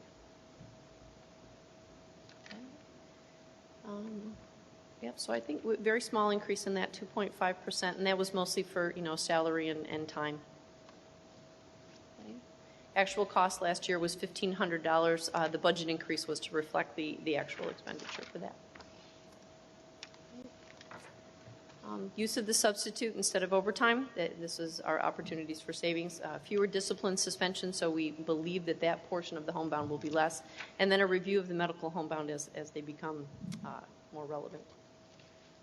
It is difficult to predict the homebound. We do have a lower enrollment. As that goes down, you would assume that the homebound would go down as well. There are fewer suspension, closer review of the case by case, but kids are getting sick. And they're going to continue to get sick. And kids have psychological issues that prevent them from coming to school as well. So it's just something that we're going to have to do. And then the registration office does have those busy times that can be planned for with additional substitute help. And we're getting a better handle on when those times are. Laura's, relatively new in the position. I'm relatively new in the position, so we're getting a better feel for that. Okay. Questions for me? Told you my stuff is easy. Question? Okay, thank you, Madam Marie. Thank you.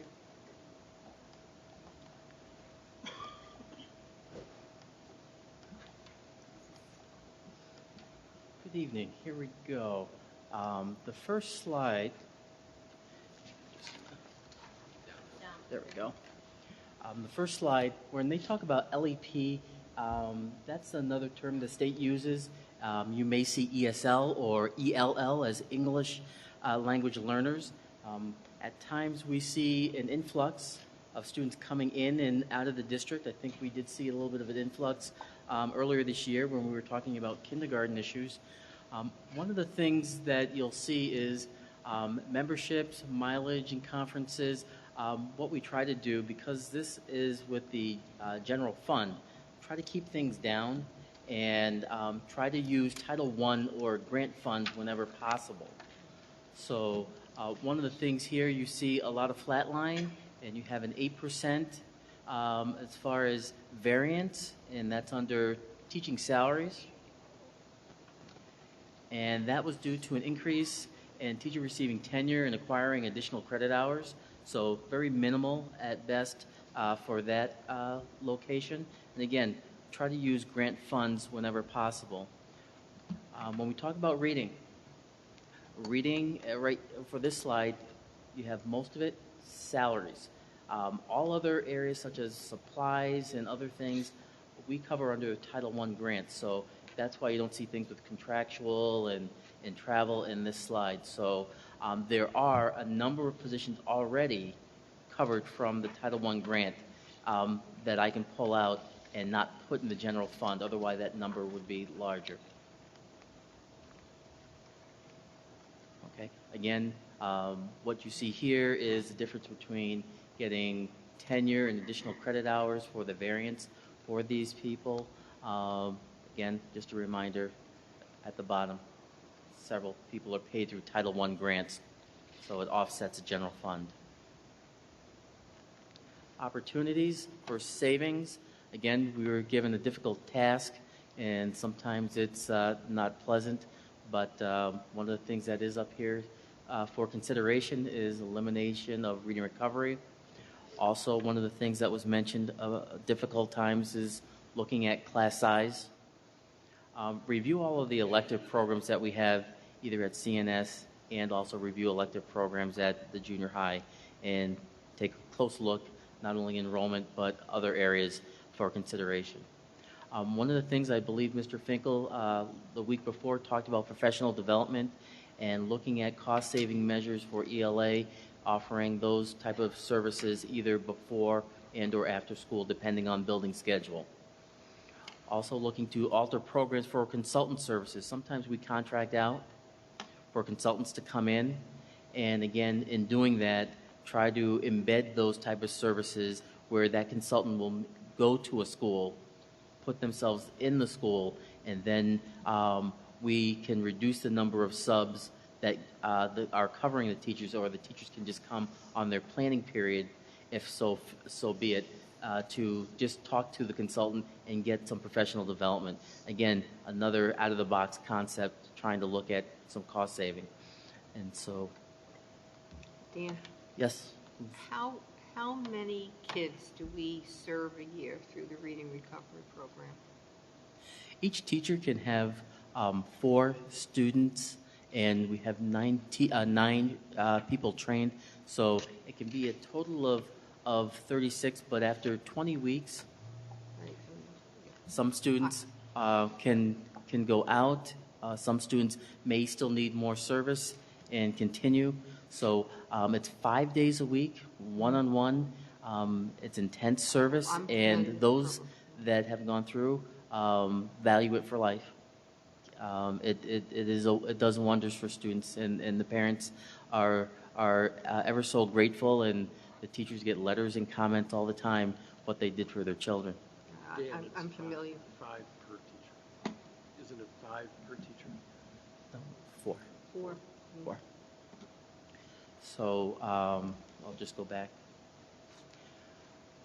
Again, for summary and conclusions, we're looking at early literacy is going to be a priority, K-1-2, for us.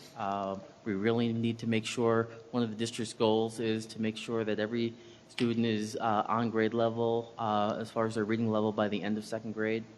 We're going to increase support will be reallocated to kindergarten and 1st grade. We want to take a look at our push-in support service will be emphasized instead of always pulling students out. Try to balance that so students do not miss any instructional time.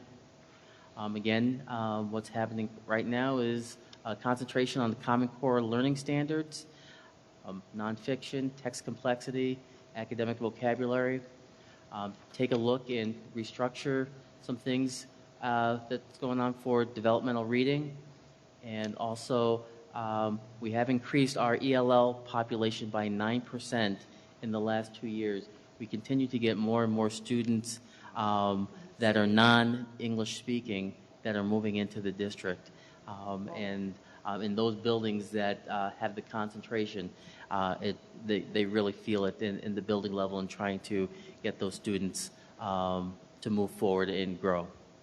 Is there an influx of a particular segment of that, or just It general? varies. The most recent one was we had someone move in from Brazil speaking Portuguese, and so it's very interesting. It depends on the time, and sometimes families have relatives that they may contact or may move in with them. So you may see an influx sometimes of Spanish speaking, sometimes it's another language. It all depends, and it all depends on work opportunities. Thank you. Thank you. Oh, I have a few questions. Oh, sorry. You know me. Reading Recovery. Is there not another program similar to Reading Recovery that's that takes more than one child? It's like 2 or 3 that it's an offshoot of Reading Recovery that we do? LLI? Okay. Can you tell us a little bit about that, please? Well, with LLI, you can have more than just the one-on-one. They usually like to have anywhere from 4 to 6 students teaching the same skills, but again, in a larger group setting. It is a wonderful program, and we have LLI kits, so we can still be teaching some of the things that we teach in Reading Recovery. But one of the things that happens with Reading Recovery, the one-on-one, you can't replace that piece. But also the professional development, I think, that the staff was talking about, that they receive in the training with Reading Recovery is one of the things that is the most critical and very valuable. How, just one question about our CINE status. Does that affect Reading Recovery? Schools in need of? Yeah, it should not. It shouldn't? No. CINE status, and for those buildings that have our CINE status, there's Bear Road, there's the junior high, there's Rocks Middle, but they're allocated funds strictly for certain things, and it should not be affecting Reading Recovery at all. That program you were talking about, 3 to 4 students, what grade level is that? It's later on, isn't it? It's not kindergarten or 1st grade. No, you're talking early elementary school. Yeah. Yeah. So what grade levels are we talking about? 1st, 2nd, 3rd, Okay. 4th. Associated with. What's that? Thank you, Dan. Thanks, Dan. I mean, I don't know for sure, but it seems like there's some reason they're rich. Good evening. Good evening. Welcome. Thank you. This is your first one? Yes, this is my first one. With a big smile on my face, too. Transportation. You can see we have a pie chart about transportation operation. Salaries is 74%. Another large one is supplies, which is 3%. Let's go to the next slide. Salaries, we have reduced salaries because we did cut one run in addition to the ones that we were requested to cut from years prior. It's basically about one and a half routes that we did cut. Initially, we cut additional routes, but they were kind of brought back by homeless students that were living out of the district and also utilizing vehicles to pick up homeless students that have moved into the district or have moved out of the district, which we still have to provide transportation for. Don't we get additional reimbursement for that? Isn't there money that we can get for that transportation? I'm being told yes. Yeah. What did she ask? There's money that comes with Yeah, under the McKinley Vento, there's. Yes. Contractual went down 13%. I was told that we cut that because of we had a fuel issue last year that we had to spend money on, and it's no longer needed. We took care of it. We also have fuel is an increase by 11%. It's just, as you know, fuel has been going up steadily. When Dave and I were working out what we should increase it by, we were looking at pricing at $3.13. Now it's close to $3.53. So it's very unpredictable, and we believe we might have to address that further. When do we do the bid on that? Dave? Because don't we do like a bid through the BOCES? Yes, it is through BOCES. I'm not sure when it happens.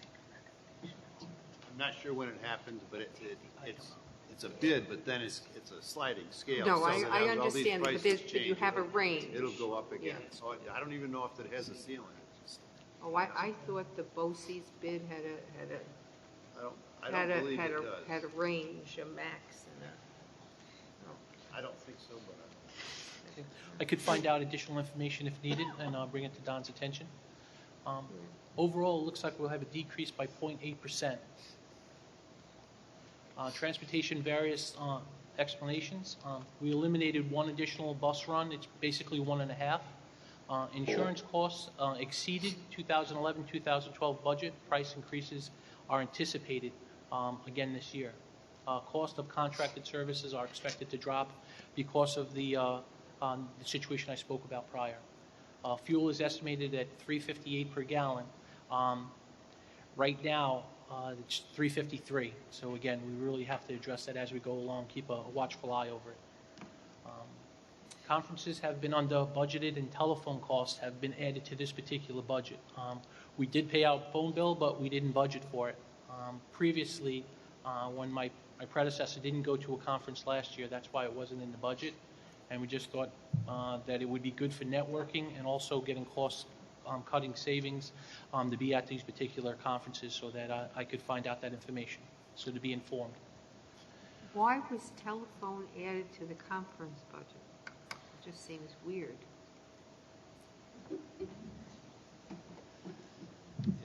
Actually, telephone is not in the conference budget. It's a $1,000 item, and I think it's in a class that says other. Oh, okay, because it says conferences had been under budget and telephone costs were added to this budget. That was my mistake, excuse me. Oh, So no, I combined that's two. okay, just, I confuse easily. I think I confused you. I do apologize about that. There are two separate budgets, so telephone was in other, and that was an increase of $1,000 that we did put in. So it's just us actually adding into the budget of making sure that we know about it, so we could be a little bit thrifty in the future. Our garage, overall, utilities and water, 72%. Next one is also salaries at 9%. Again, salaries variance is on up 9.1. Utilities and water is down. What we've been talking about is that we're new to the building, and we have just more information that we could utilize, and we could see that we could be better on the budget and have a more accurate scale. And also, Dave was telling me that we go through a consortium of getting better pricing, and we believe a bid is coming up, so that's another thing that we're looking at. So overall, total is down 6.5%. Again, salaries was due to a cleaning person reaching a longevity increase. I don't know if that's exactly accurate. When we had some people moving around, when positions opened, I believe that we had a person that had a higher salary. And I was just instructed about that from one of my good colleagues. A plasma cutter is the one piece of equipment that we're requesting in the shop. What is that? It's utilized in the auto body. Person wanted to request that so he could be more proficient, and we would have to send out less equipment or vehicles. If he had this, it would streamline his metal? Yes, yes. Historically, the cost of utilities in the new building allowed us to reduce this budget. Again, the bid coming up may save us some additional funds. Repair costs for hydraulic lifts have been increasing. So what I did is I enacted that they would have an inspection every year so that we would have preventive maintenance. So there is an extra cost there, but in the long run, I think we would be see things happening before they do, and we could repair them so that we could have cut down on bigger expenditures in the future. Transportation for BOCES. Again, this is special needs students that we do ask OC, BOCES, Oswego to transport for us. There's basically about 6 students that go up to Mexico, Fulton, and also down to Cortland. We do contract this out to BOCES. The other driver-related services are just drug testing, training through BOCES. Do we still transport? We used to transport some kids to Batavia, and then we still Not at this time. Not at this time. And we do go to Rome? Rome. That's where we go to Rome and again Cortland. So driver-related services are just up 1%. Contracting, transportation is up 8.3%. We had some students that moved in afterwards, and then we also had some students that moved in the district. And there's one student that is categorized as homeless and is living in Liverpool now. So we incurred additional costs for transportation. Again, increase reflected current spending levels that we are experiencing now. Opportunities and savings. We are currently evaluating the duties of a person who's retiring in our shop. He's the storekeeper. So we're looking at if we could cut down on his particular position. So we would have a breakage cost of basically $12,000 if we did replace that at full time. And we would have an additional cost if we cut it down to 20 hours would be $26,000. Again, that's before aid. Routing evaluations may result in decreased costs. Just being a little bit better in evaluating our routes that we've been doing this year, and when September comes, maybe we can cut a route or two. Just being optimistic at this point. Again, the bid for the utilities, something that we're holding out for and hoping that we could see cost-cutting savings. Rising fuel costs may require additional amount to this budget. Again, up in the air. Just maybe ask Don to go over to the Middle East and help us out, cool things down there, so we could won't have any increases. Summary and conclusions. Efficiency measures were implemented in this past fall. We went from, I'm told, I spoke with the former director, over the last few years we had 108 routes, we went down to 99. We were very successful with having group stops this particular year, but we really have to have further evaluations with the winter months coming up. We didn't really have a snowy winter. Added costs for special needs and homeless students are not able to be predicted accurately. Again, we had 19 special needs students additional from last year. And again, homeless students pop up. And again, we have to take care of those students of getting to school. Again, prices for oil and for fuel are just not being able to be predicted at this time. And lastly, I'd just like to keep in mind that our transportation aid rate is currently 81%. But again, we always want to be proficient in our routing, and make sure that we're doing the job and getting the students back and forth safely. Thank you. Any questions? Thank you. That wasn't that bad. You survived your first one. Thank you very much. Hold on, we got a question here. Hold on. We have a question here. Hold on. Go ahead. I need to know on your diagram here, what's mobile equipment supplies? Those are costs for parts for the vehicles? Oh, that's what it means. Okay. Yes. And tell me what other means. Other was for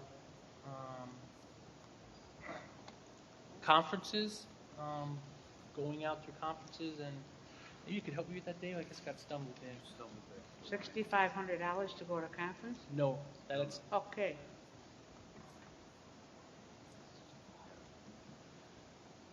The best of my remember, that has the $1,000 for the phone. It has some money for memberships, like associations for the school district, NIAPT, I think they call it. That is correct. And the money for people that are involved in transportation administration to attend some conferences. Yes, that is accurate. Could you hear me okay, Kate? Yeah, oh, I'm hearing you real good. Okay. Yep. The majority of that cost was the $1,000 for the phone budgeting. That was the $1,000 increase.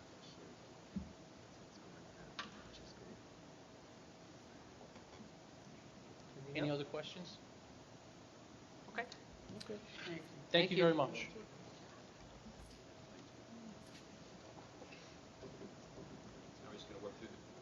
Now we'll go through the BOCES presentation, so just bear with me 1 second.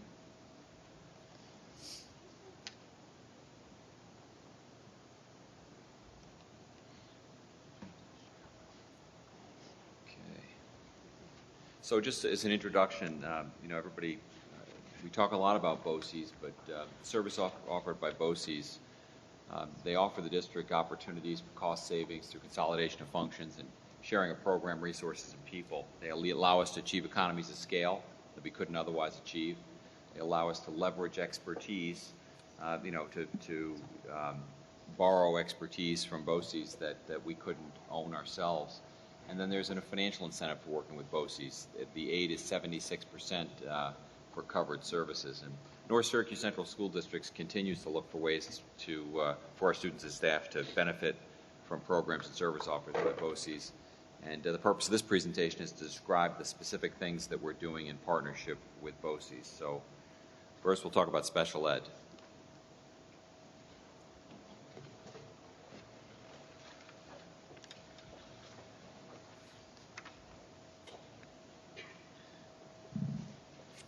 Hi, everybody. Hi. How are you? As you can see, special education does a great job at utilizing a lot of BOCES services. This is kind of a mesh of special ed and students that do not have disabilities. So it's everything together under what our department covers. So as you look at this, it's kind of neat. As you see that we really do utilize as much of BOCES as we possibly can. And on the special ed side, the students with disabilities, we actually are one of the school districts who underutilize the BOCES program. So a school district our size, we do a great job at servicing our own students in-house. So here is the gamut. Okay, so here's an easier way, I guess, to look at that pie. The non-categorical tuition and services, that's our special ed GED. We currently have 6 seats there. And then as we go down, the different programs basically are just the service or the programs that BOCES that are more, the programs offered through BOCES are more intensive than what we can house in our district. So TEAM and the TEAM TAs and related services, SCATE, the SCATE-related services. Those programs are for students who have, TEAM is for students who have multiple disabilities. SCATE is for our autistic students.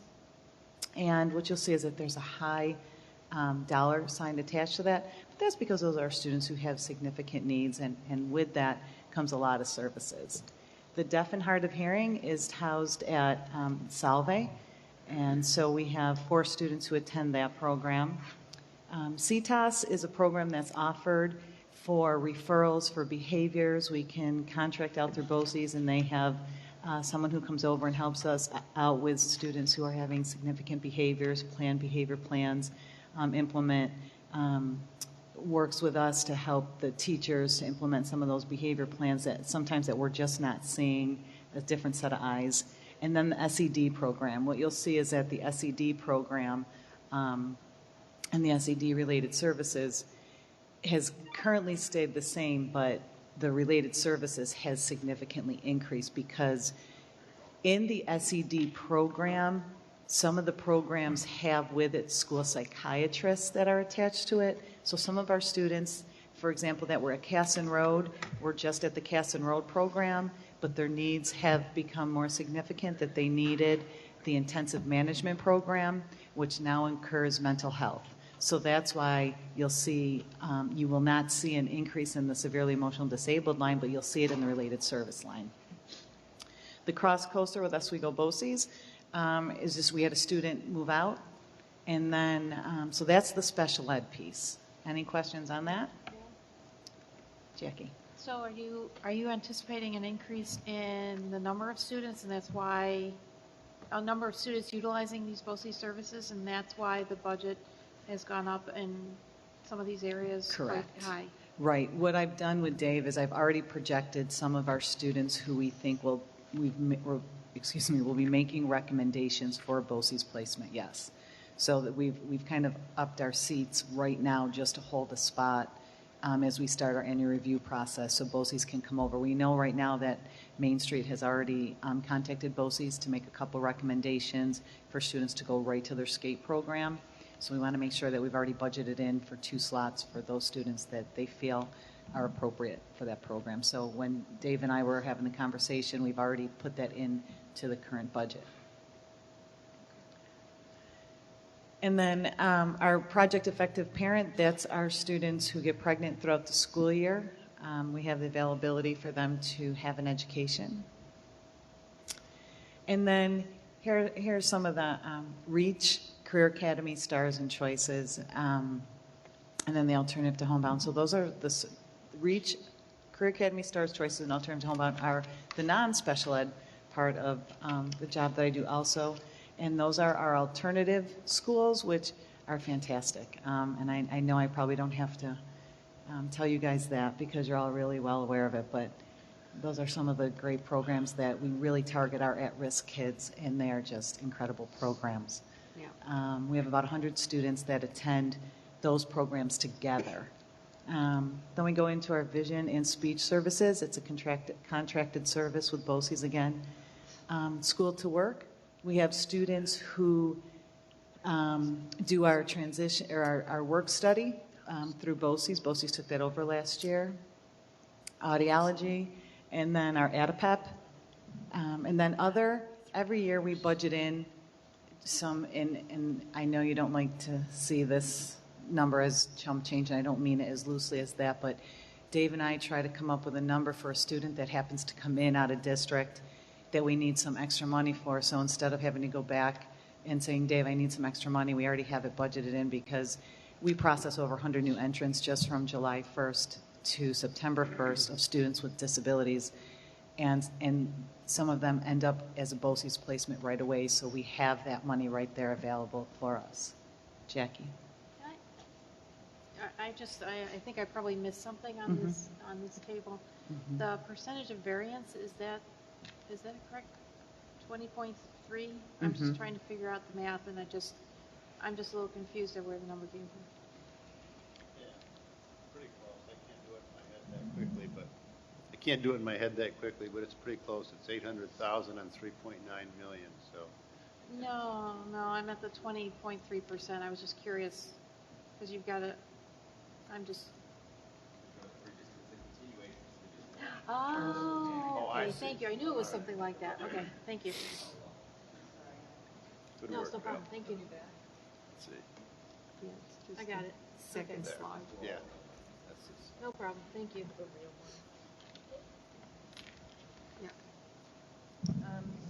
So then again, throughout the course of the year, we've had students who've exited residential programs who are now in the BOCES SED programs. We also have families that enter into our district with children who are in need of programming in a BOCES setting. And for some reason in our district, we are not just getting single families that come in, we are getting families with multiple children who have significant needs that come in. So our BOCES budget ends up increasing because of that.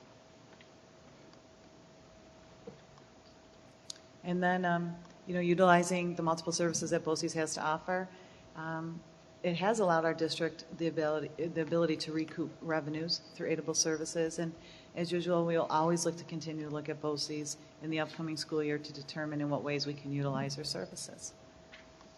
Any other questions? Great, thanks. I noticed that we have cut back on seats in certain programs. We really haven't. So which ones were you looking at? REACH, I think that we reduced seats in REACH. We played around. What we did was we had a student who we really needed to place, and we already had our seats maxed at Career Academy. So we sat down with the administration over there and said, can we do 1-for-1? And we did. So we swapped one out of Career Academy, gave it to REACH so that we'd have the ability. So it was kind of just a shell game in that seat. No, Right. sorry. So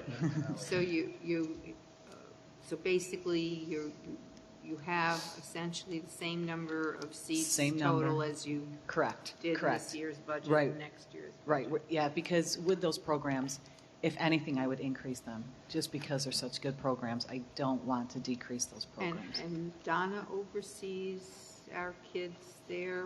Who I do. You do. Mhm. You are the liaison between Mhm. those programs Mhm. and whatever. Yep. And we have a reputation of keeping pretty good track of our kids in the alternative. Mhm. A lot of districts don't. We're forever updating our, Marianne Gorski, actually, when she was with Steve Nevins, she has volunteered to keep doing that for us. So every couple weeks, I'll email over, can we up, and we just did another one. So we've just been updated again. As a matter of fact, we have a couple kids who we didn't know where exactly they were. So Alternative to Homebound did a great job at giving us back some info. So we're constantly in communication. And Yeah. do we track their attendance in those programs? Mhm. Some of the kids, We, God bless them, no, don't. we track it to the point, as a matter of fact, we track it, I think, a little bit better with this program than we do in the BOCES other programs, because even at that 20th day, they're like, okay, they're not here, and they're Right. ready to drop them. And on that 21st day, they come in, and they're like, okay, we'll start again. So, I mean, no, they're very, very good No, about that. because that is an issue with a lot of these kids, and Yeah. we're giving them another chance to. No, and if you they know. get word that they're a hint that they've moved into another district, immediately I get an email, and it's okay. We'll wait and see one more day, follow up, and then, yeah. Any other questions? Thank you. Thank you. Oops, I think I went too much.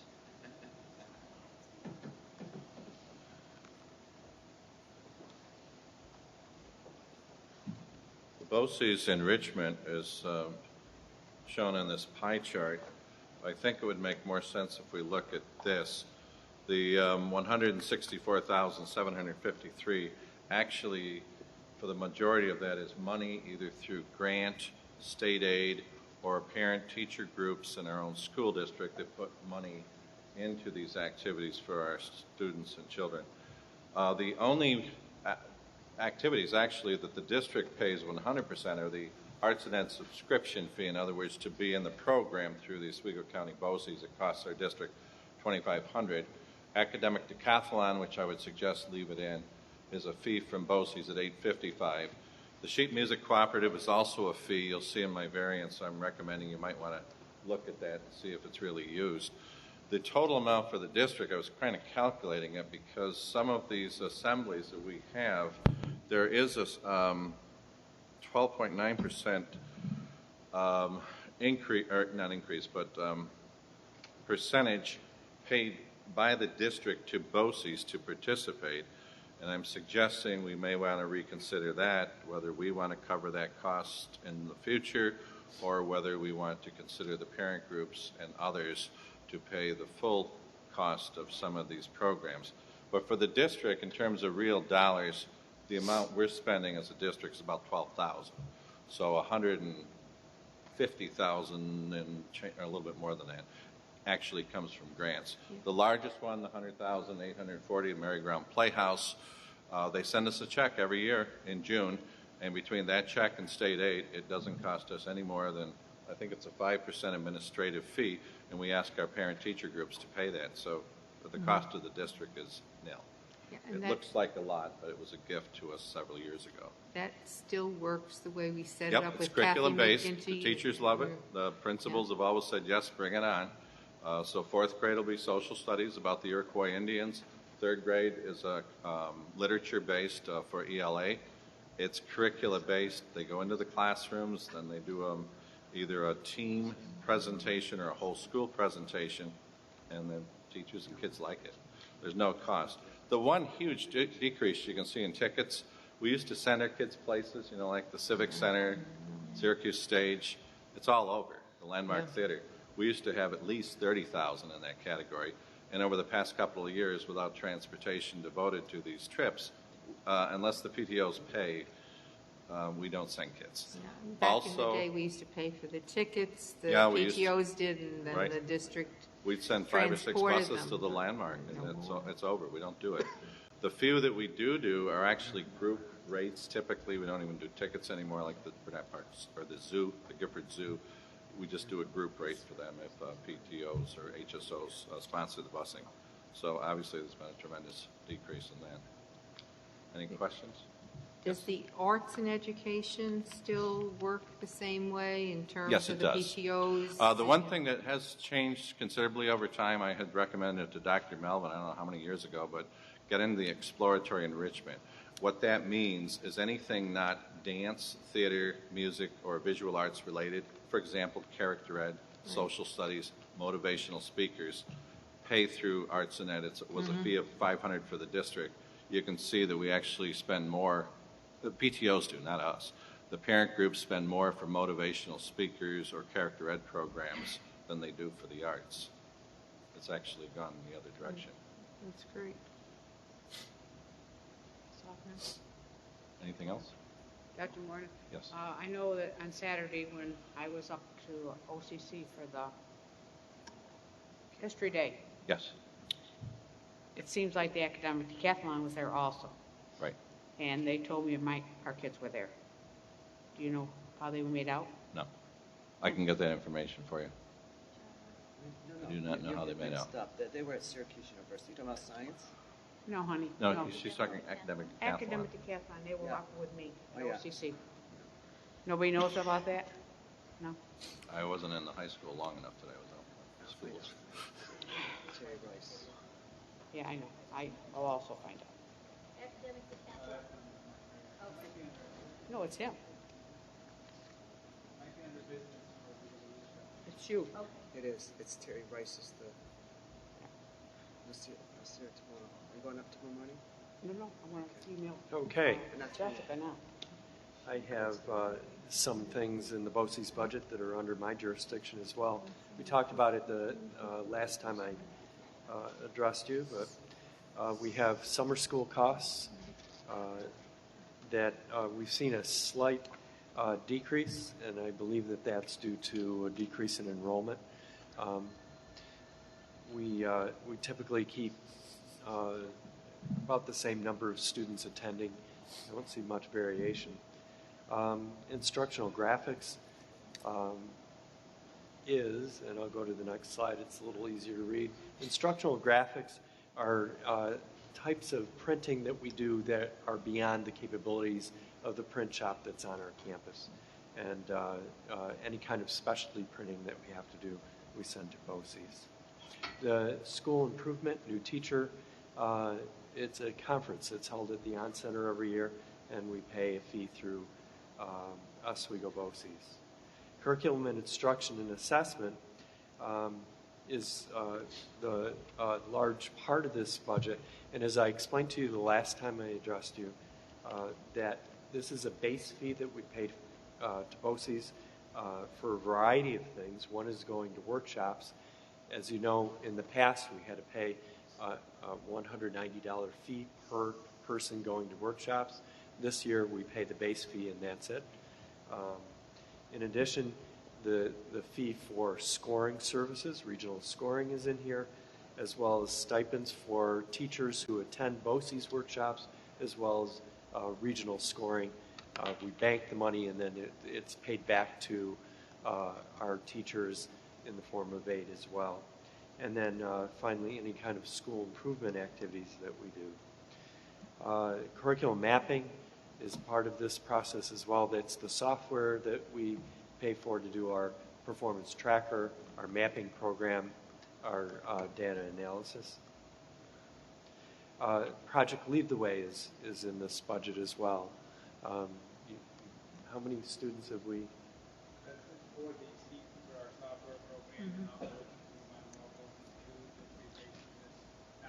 So it's a fee through Monroe BOCES, and it's also for about 200 seats? Okay, for all the different programs, about 200 seats for our students.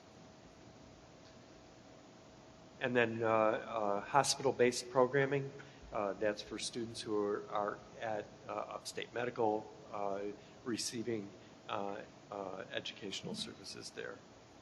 And then finally, the Adirondack Marine Summer Program is a program that our students attend in the summer.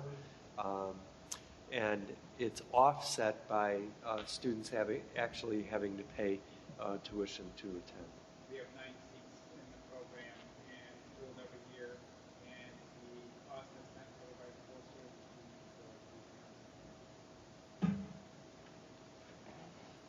So let me share with you what our thoughts are. With the exception of summer school, all programs have remained pretty constant. The 7 through 12 summer school reduced costs by 1% due to enrollment. Hospital-based program increased slightly due, again, increased enrollment. And then curriculum and instruction and assessment is a base fee that covers all BOCES-sponsored workshops, as well as substitute teachers and scoring services. I think things that we need to keep an eye on in the coming year to keep costs either constant or to save is to really monitor closely the registration versus the attendance at our BOCES summer school. If we have a high registration and students don't show up for summer school, we're charged that fee. So we really have to keep on top of that. We have many things in place to ensure that students attend, including phone calls to all the parents and constant reminders to attend. But we have to keep on top of that to keep those costs down. Can we legally, have contracts? I know that we can for certain things with the kids and with the families. I think it's worth exploring that that we actually have them sign a contract that they're going to attend the summer school program. I don't think it's out of the question. We should look into that. One of the things we are looking at is, with BOCES is that right now it's based on registration. So you give them the number and that's what we pay for. So what we're looking at is, can we pay for actual bodies? Meaning, so for the kids who show up versus the kids who show up and the no-shows. That's what we currently cover now. But I mean, if I were they, I would go for that because they're hiring staff based on the numbers they get at registration. But let me just tell you, every district I know who does summer school hires based on registration, but all of the staff are aware that if the numbers don't rise to the level of what the original projection was, that some of those individuals will not be working summer school. So and actually when I realized that this is how we were doing it here, I was quite surprised that we covered that cost because I'm telling you, in other districts, that is not how it's done. So we'll explore it some more. So we're and- looking to explore. And how have we that can in address place well before the summer program starts. I don't believe we'll have many new teachers coming to us this year. I would eliminate the new teacher conference. I know that's not a lot of money, but it's a savings. The Adirondack Marine program, as I said, students are assuming the cost above the base fee, so it's really not costing us a lot.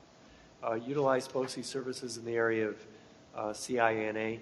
As we said the last time that I presented, we should do that more since we pay the base fee, but we don't pay for any more attendance costs.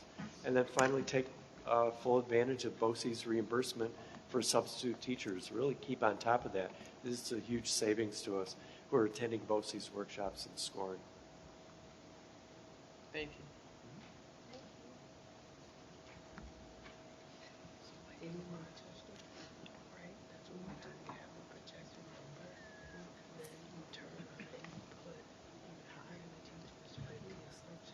Hello again. We have several programs here that are more secondary in nature. You have New Visions, Reading Recovery, and Workforce Career Prep. Workforce Career Prep are students that go to BOCES half-day in their junior year, and such courses as auto mechanics. Some are going into health fields, a lot of hands-on application. As you can see, most of that budget is the workforce prep. Very little is New Visions, and very little is Reading Recovery. What we see here, we had less students attend the workforce prep more recently, which ended up in a variance of $240,000. A few less students in New Visions, and that there was a recommendation to have a reduction in Reading Recovery. If you did not make that recommendation, there would be a variance of 0. So that one we have to take another look at. What we have here is there were 25 less students, or fewer students, from one year to the next for workforce prep. Also, for New Visions, there was 5 less students. Now that bottom statement needs to be rephrased. It should be recommendation for Reading Recovery to be phased out. One of the areas or opportunities for savings, put a cap on the number of students attending the workforce prep, possibly put a cap on the number of students attending New Visions program, and eliminate Reading Recovery. These are areas possible for savings. You end up trying to, like Mr. Florio said, sometimes it's a shell game where maybe you purchase more seats in one than the other, and sometimes you can rob Peter to pay Paul with seats if need be. But again, our enrollment district-wide has gone down a little bit. But again, that's a tough call, especially when there are certain students that they know that's what they want to do, and they want to go into those career areas, and this gives them opportunities. So we want to take a look at our trend over maybe the last few years to see how many students are going into these areas, and because we don't want to put a cap on something where there's 1 or 2 students that are really trying to get into this program, and we make it so stringent and so tight that it doesn't allow them to do that. But again, we were looking at all possible cost-saving measures, so that's why those are on the table. Dan? Yes, sir. Yeah, workforce prep career exploration. Was that part of our own budget last year? Is that the program at CNS that was part of our own program? No? Okay. No, this is BOCES program. Okay, because there was a program we had at the high school that we eliminated last year. It went to BOCES. It's not the program. Okay. Okay. Yes. Sorry. So how much is the Reading Recovery? I mean, it says 17,005. Is there more, is the training for the teachers more expensive, or? It's 17.5. Okay, I just wanted to know how much it was. Okay, thank you. And some of the other things that we will sometimes do with our reading teachers will come through Title I grant funds, whether it be for conferences and things like that. So that's where I can kind of offset some funds. Thank you. Thank you. Thank you, Dan.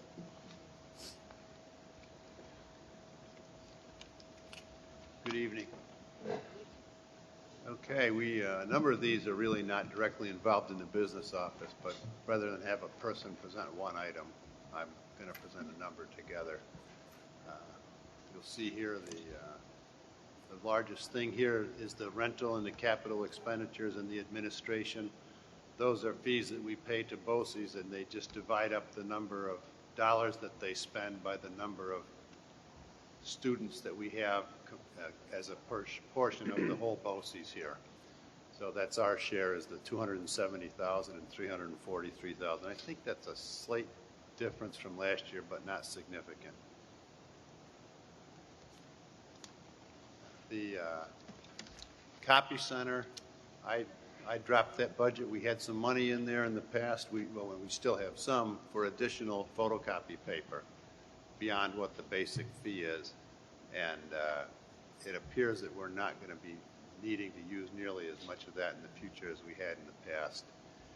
The Medicaid billing is an item which is new to us, and that number is, I think it's 784 students at $50 a piece.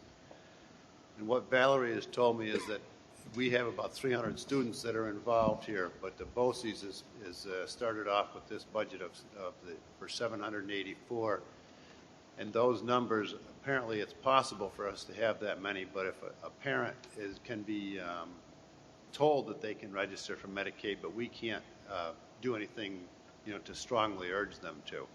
So some parents will sign up for Medicaid, some won't, and then during the year, if somebody's income changes significantly, they become eligible for Medicaid. So we probably do need to have a bit of excess in there just to allow for that with the current economic climate. The state aid planning, that drops off. Every other year, we pay a fee for GASB 45. It's an actuarial service. Well, we pay it every year, but every other year it's lower because we just do what they call I think it's an update of the figures rather than a total rework of the whole figures. Let's see. Employee sub-calling service. This is something that we use to schedule our substitute teachers and substitutes in other offices also. I'm not sure if it works for the custodial or drivers, but it does for the offices and for the teaching people. Public Information Coordinator has had a slight increase, and that really is based, I believe, on the salary and benefits of the individual involved in that particular job. Overall, we're down about $55,000 on this realm of items that we have, so it's not increasing on us at any rate, and that's a good sign. Are there questions?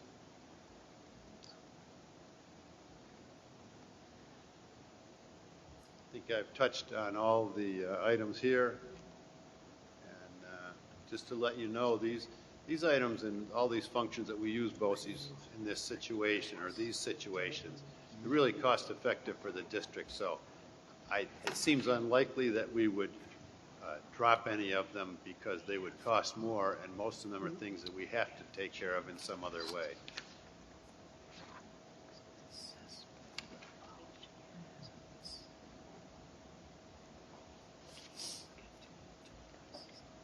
Hi again. Just a couple slides. Couple things that I am involved in, the GED, not the special ed GED, but the regular ed GED, test scoring, and then equivalent of attendance, which is this. We've capped our high school equivalency at 12 slots, cost us $40,000.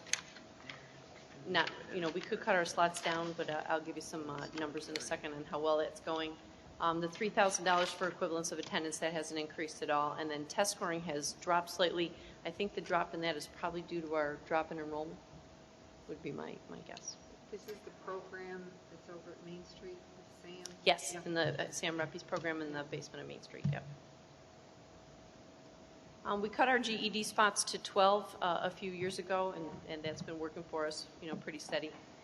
We had, just to give you some numbers, I don't know if this has ever been reported to you before, but we had 106 students that were referred last year, only 48 enrolled. So kids that are getting ready for a GED, just to convince them to go to a GED sometimes is not where they want to be. So we did have 48 that enrolled. Of those 48 that were enrolled, 21 passed, And there are several that are still enrolled. Some kids take a little bit extra time to get through. There's really no opportunity for savings here. It would be much more expensive for us to run our own GED program than $40,000, if we had to hire a teacher and pay salary and benefits. So attendance to the SIS program, and then the test scoring services, that's stuff that we need to use. Okay? So, mandated. Any questions on that? Thank you. Thank you. Sure.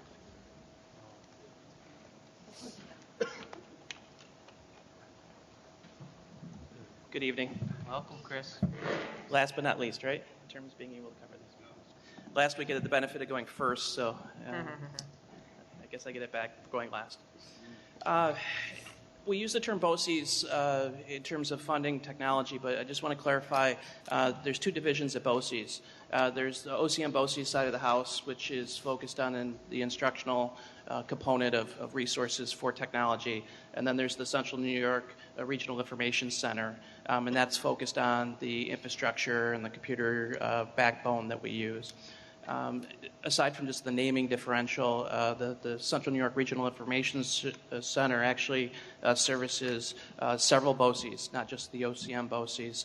So when we talk about cost effectiveness and economy of scale, we actually generate a lot more cost savings because of the fact that we're truly in Central New York. When you go from Oswego County all the way down just north of Broome County, I believe there's over 53 school districts in the consortium, and it really works to our advantage to use these services. So just to clarify that as we look at this. A pie chart's been effective this year, just going to point out some of the larger contributions to our budget. You can see here that probably the largest piece of the pie is our BOCES leases. Those of you who are familiar with our routine of replacing technology in the district, leases are renewed on a 5-year cycle. So we purchase equipment in a larger volume, and then we fund it over a 5-year cycle, and that total represents 4 leases over the last 5 years. So averages somewhere about $144,000 a year when we renew our leases. So that piece is listed there. The other component to look at that's a good chunk is our fiber optic leases. It's probably at the 10 o'clock position on the pie chart. One of the things that represents is all the fiber optic needed to connect the 14 buildings in our district. So if you think of the mileage between the buildings and the leasing that it takes to have that's an annual cost of just over $286,000. That piece next week, you'll be receiving a board resolution to adopt the renewal of that lease. We've been very good at going out and bidding that. I believe it's reflected in somewhere about, what we figure, about $198,000, I think, was what our recommendation is. So we should see, although we budgeted it at this point in time, what we know, a significant savings of about $88,000. And again, because of the fact that we bid that out regionally, we'll see some more cost savings there. Some other things to point out here. Some curricular resources that we have include the distance learning. Again, that was an initiative that we started about 6 years ago in our libraries, where we had all our libraries utilize distance learning technology. We've now scaled that to over 100 locations throughout the district. So we have video conferencing in the classroom now, which many teachers are taking advantage of. The Discovery and United Streaming, looking at the Curriculum Resource Center, that $78,000 represents a per pupil allocation. So it's about $7.80 per student. So when you think about the numerous resources that provides in terms of video clips and other digital resources that center provides, it's a good value for the dollar that we spend. If you go down the 5 o'clock position, we have multimedia, web applications. That's our district website. We provide numerous web services through our website, and that's the total that's listed there. Model Schools represents our professional development related to technology through BOCES. That represents consultants coming in and providing workshops to our staff. But throughout the year, it also allows us to send staff to BOCES, and they cover subs and those types of things as being part of that program.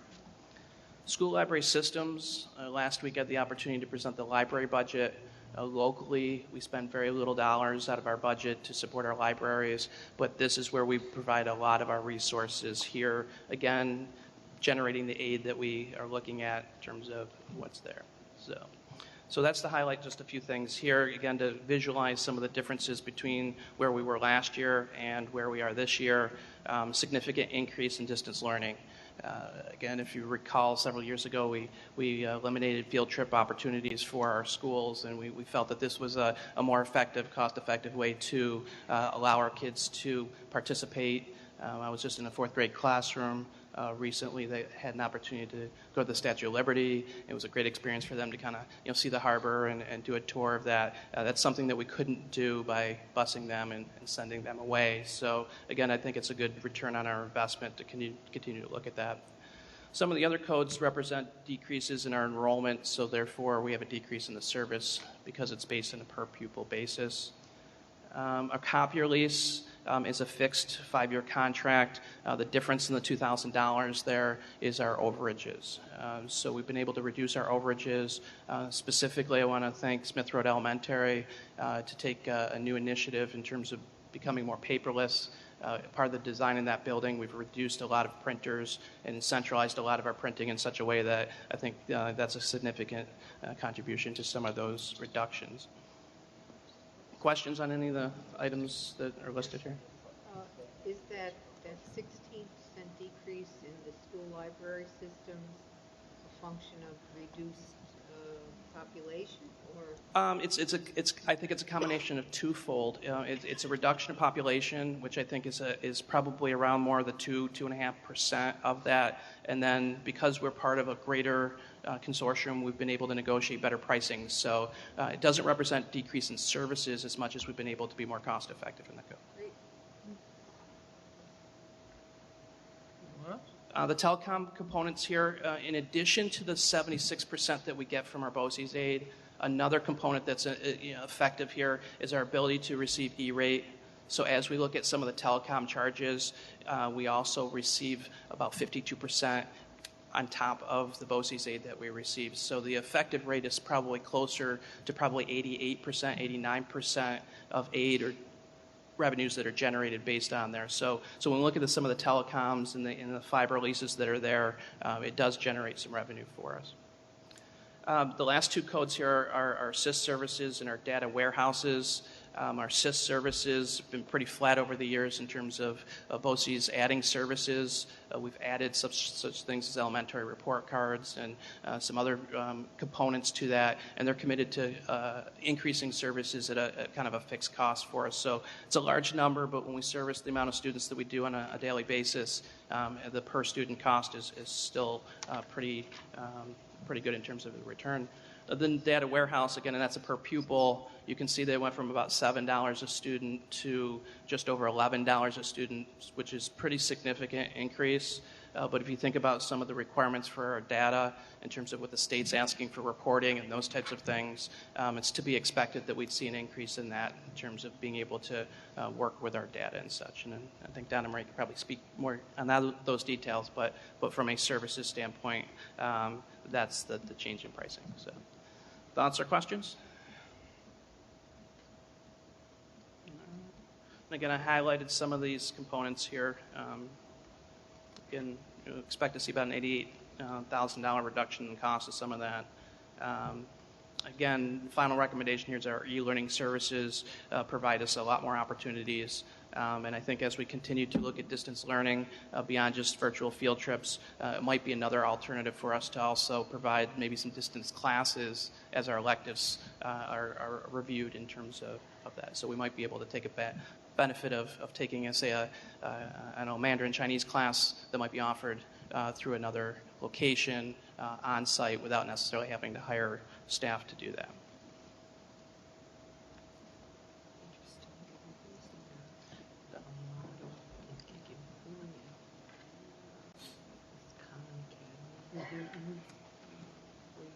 So in summary, North Syracuse has benefited significantly from our ability to partner with BOCES to provide services to our students. The economies of scale, as everybody's mentioned tonight, allow us to do things that we couldn't afford to do independently.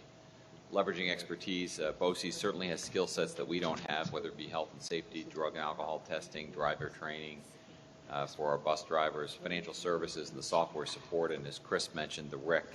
There's just it's invaluable. It's critical to our success. The financial incentive, just to clarify, 76% aid on covered expenses. For the 2011-12 year, we estimate that our BOCES aid will be about $4.5 million on $9.8 million worth of services. And if you're quick in your math, you'll say, wait a minute, that's not 76%. The reality of it is there are some services that aren't covered or covered in a very limited way. But specifically, you know, the education business is a labor-intensive business, and BOCES will not aid salaries above $30,000. So if an individual that's providing a BOCES service makes over $30,000, they only give us aid up to $30,000, and that's the primary driver that drives that aid rate down. But on $9.8 million worth of services, we got $4.5 million worth of aid. That's pretty good. So I appreciate everybody's patience. I think we showed you tonight over 130 slides, and so God bless you. You did a great job being attentive, and we appreciate that. You're just a little punchy. Okay, discussion action item A. Thank you. Thank you very much, everyone. Great job. Annette, did you want to talk about that, please?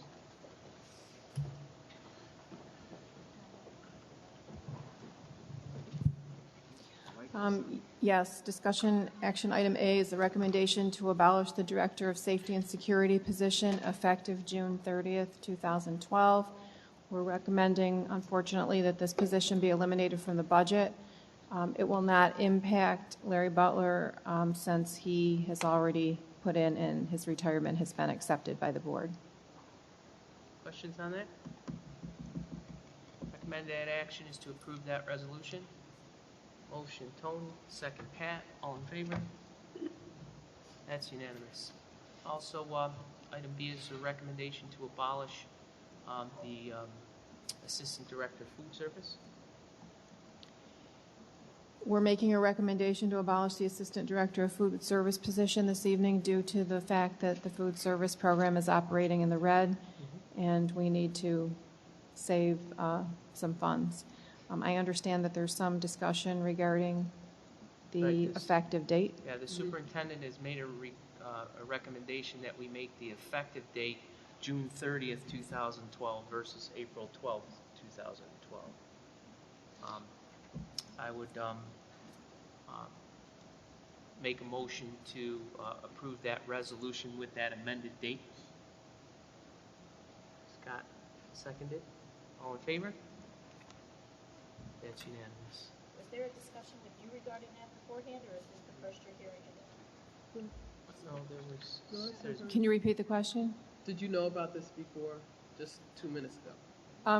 I knew about it before the board just voted. I did not know about it when we put the resolution together, so that's why we needed to change the date. It's come about after the resolution. It's fine. The look on your face was, I wasn't sure how to read that. Okay. I think it's just the light blinding me. 130 slides. 130. And personnel B, I'm going to ask, I would imagine that we don't need an executive session before we take up personnel B. Is that correct? Okay. Recommended action is to approve personnel B with the same amendment to change the date to June 30th, 2012 as in the motion. Do I have a motion? Tony? Second. Michael, all in favor? That's unanimous. I'd like to make a motion that we adjourn, move to executive session for the purpose of reviewing the employment history of one individual with no action to follow. Do I have a second? Sandy, all in favor? That's unanimous, and we're adjourned.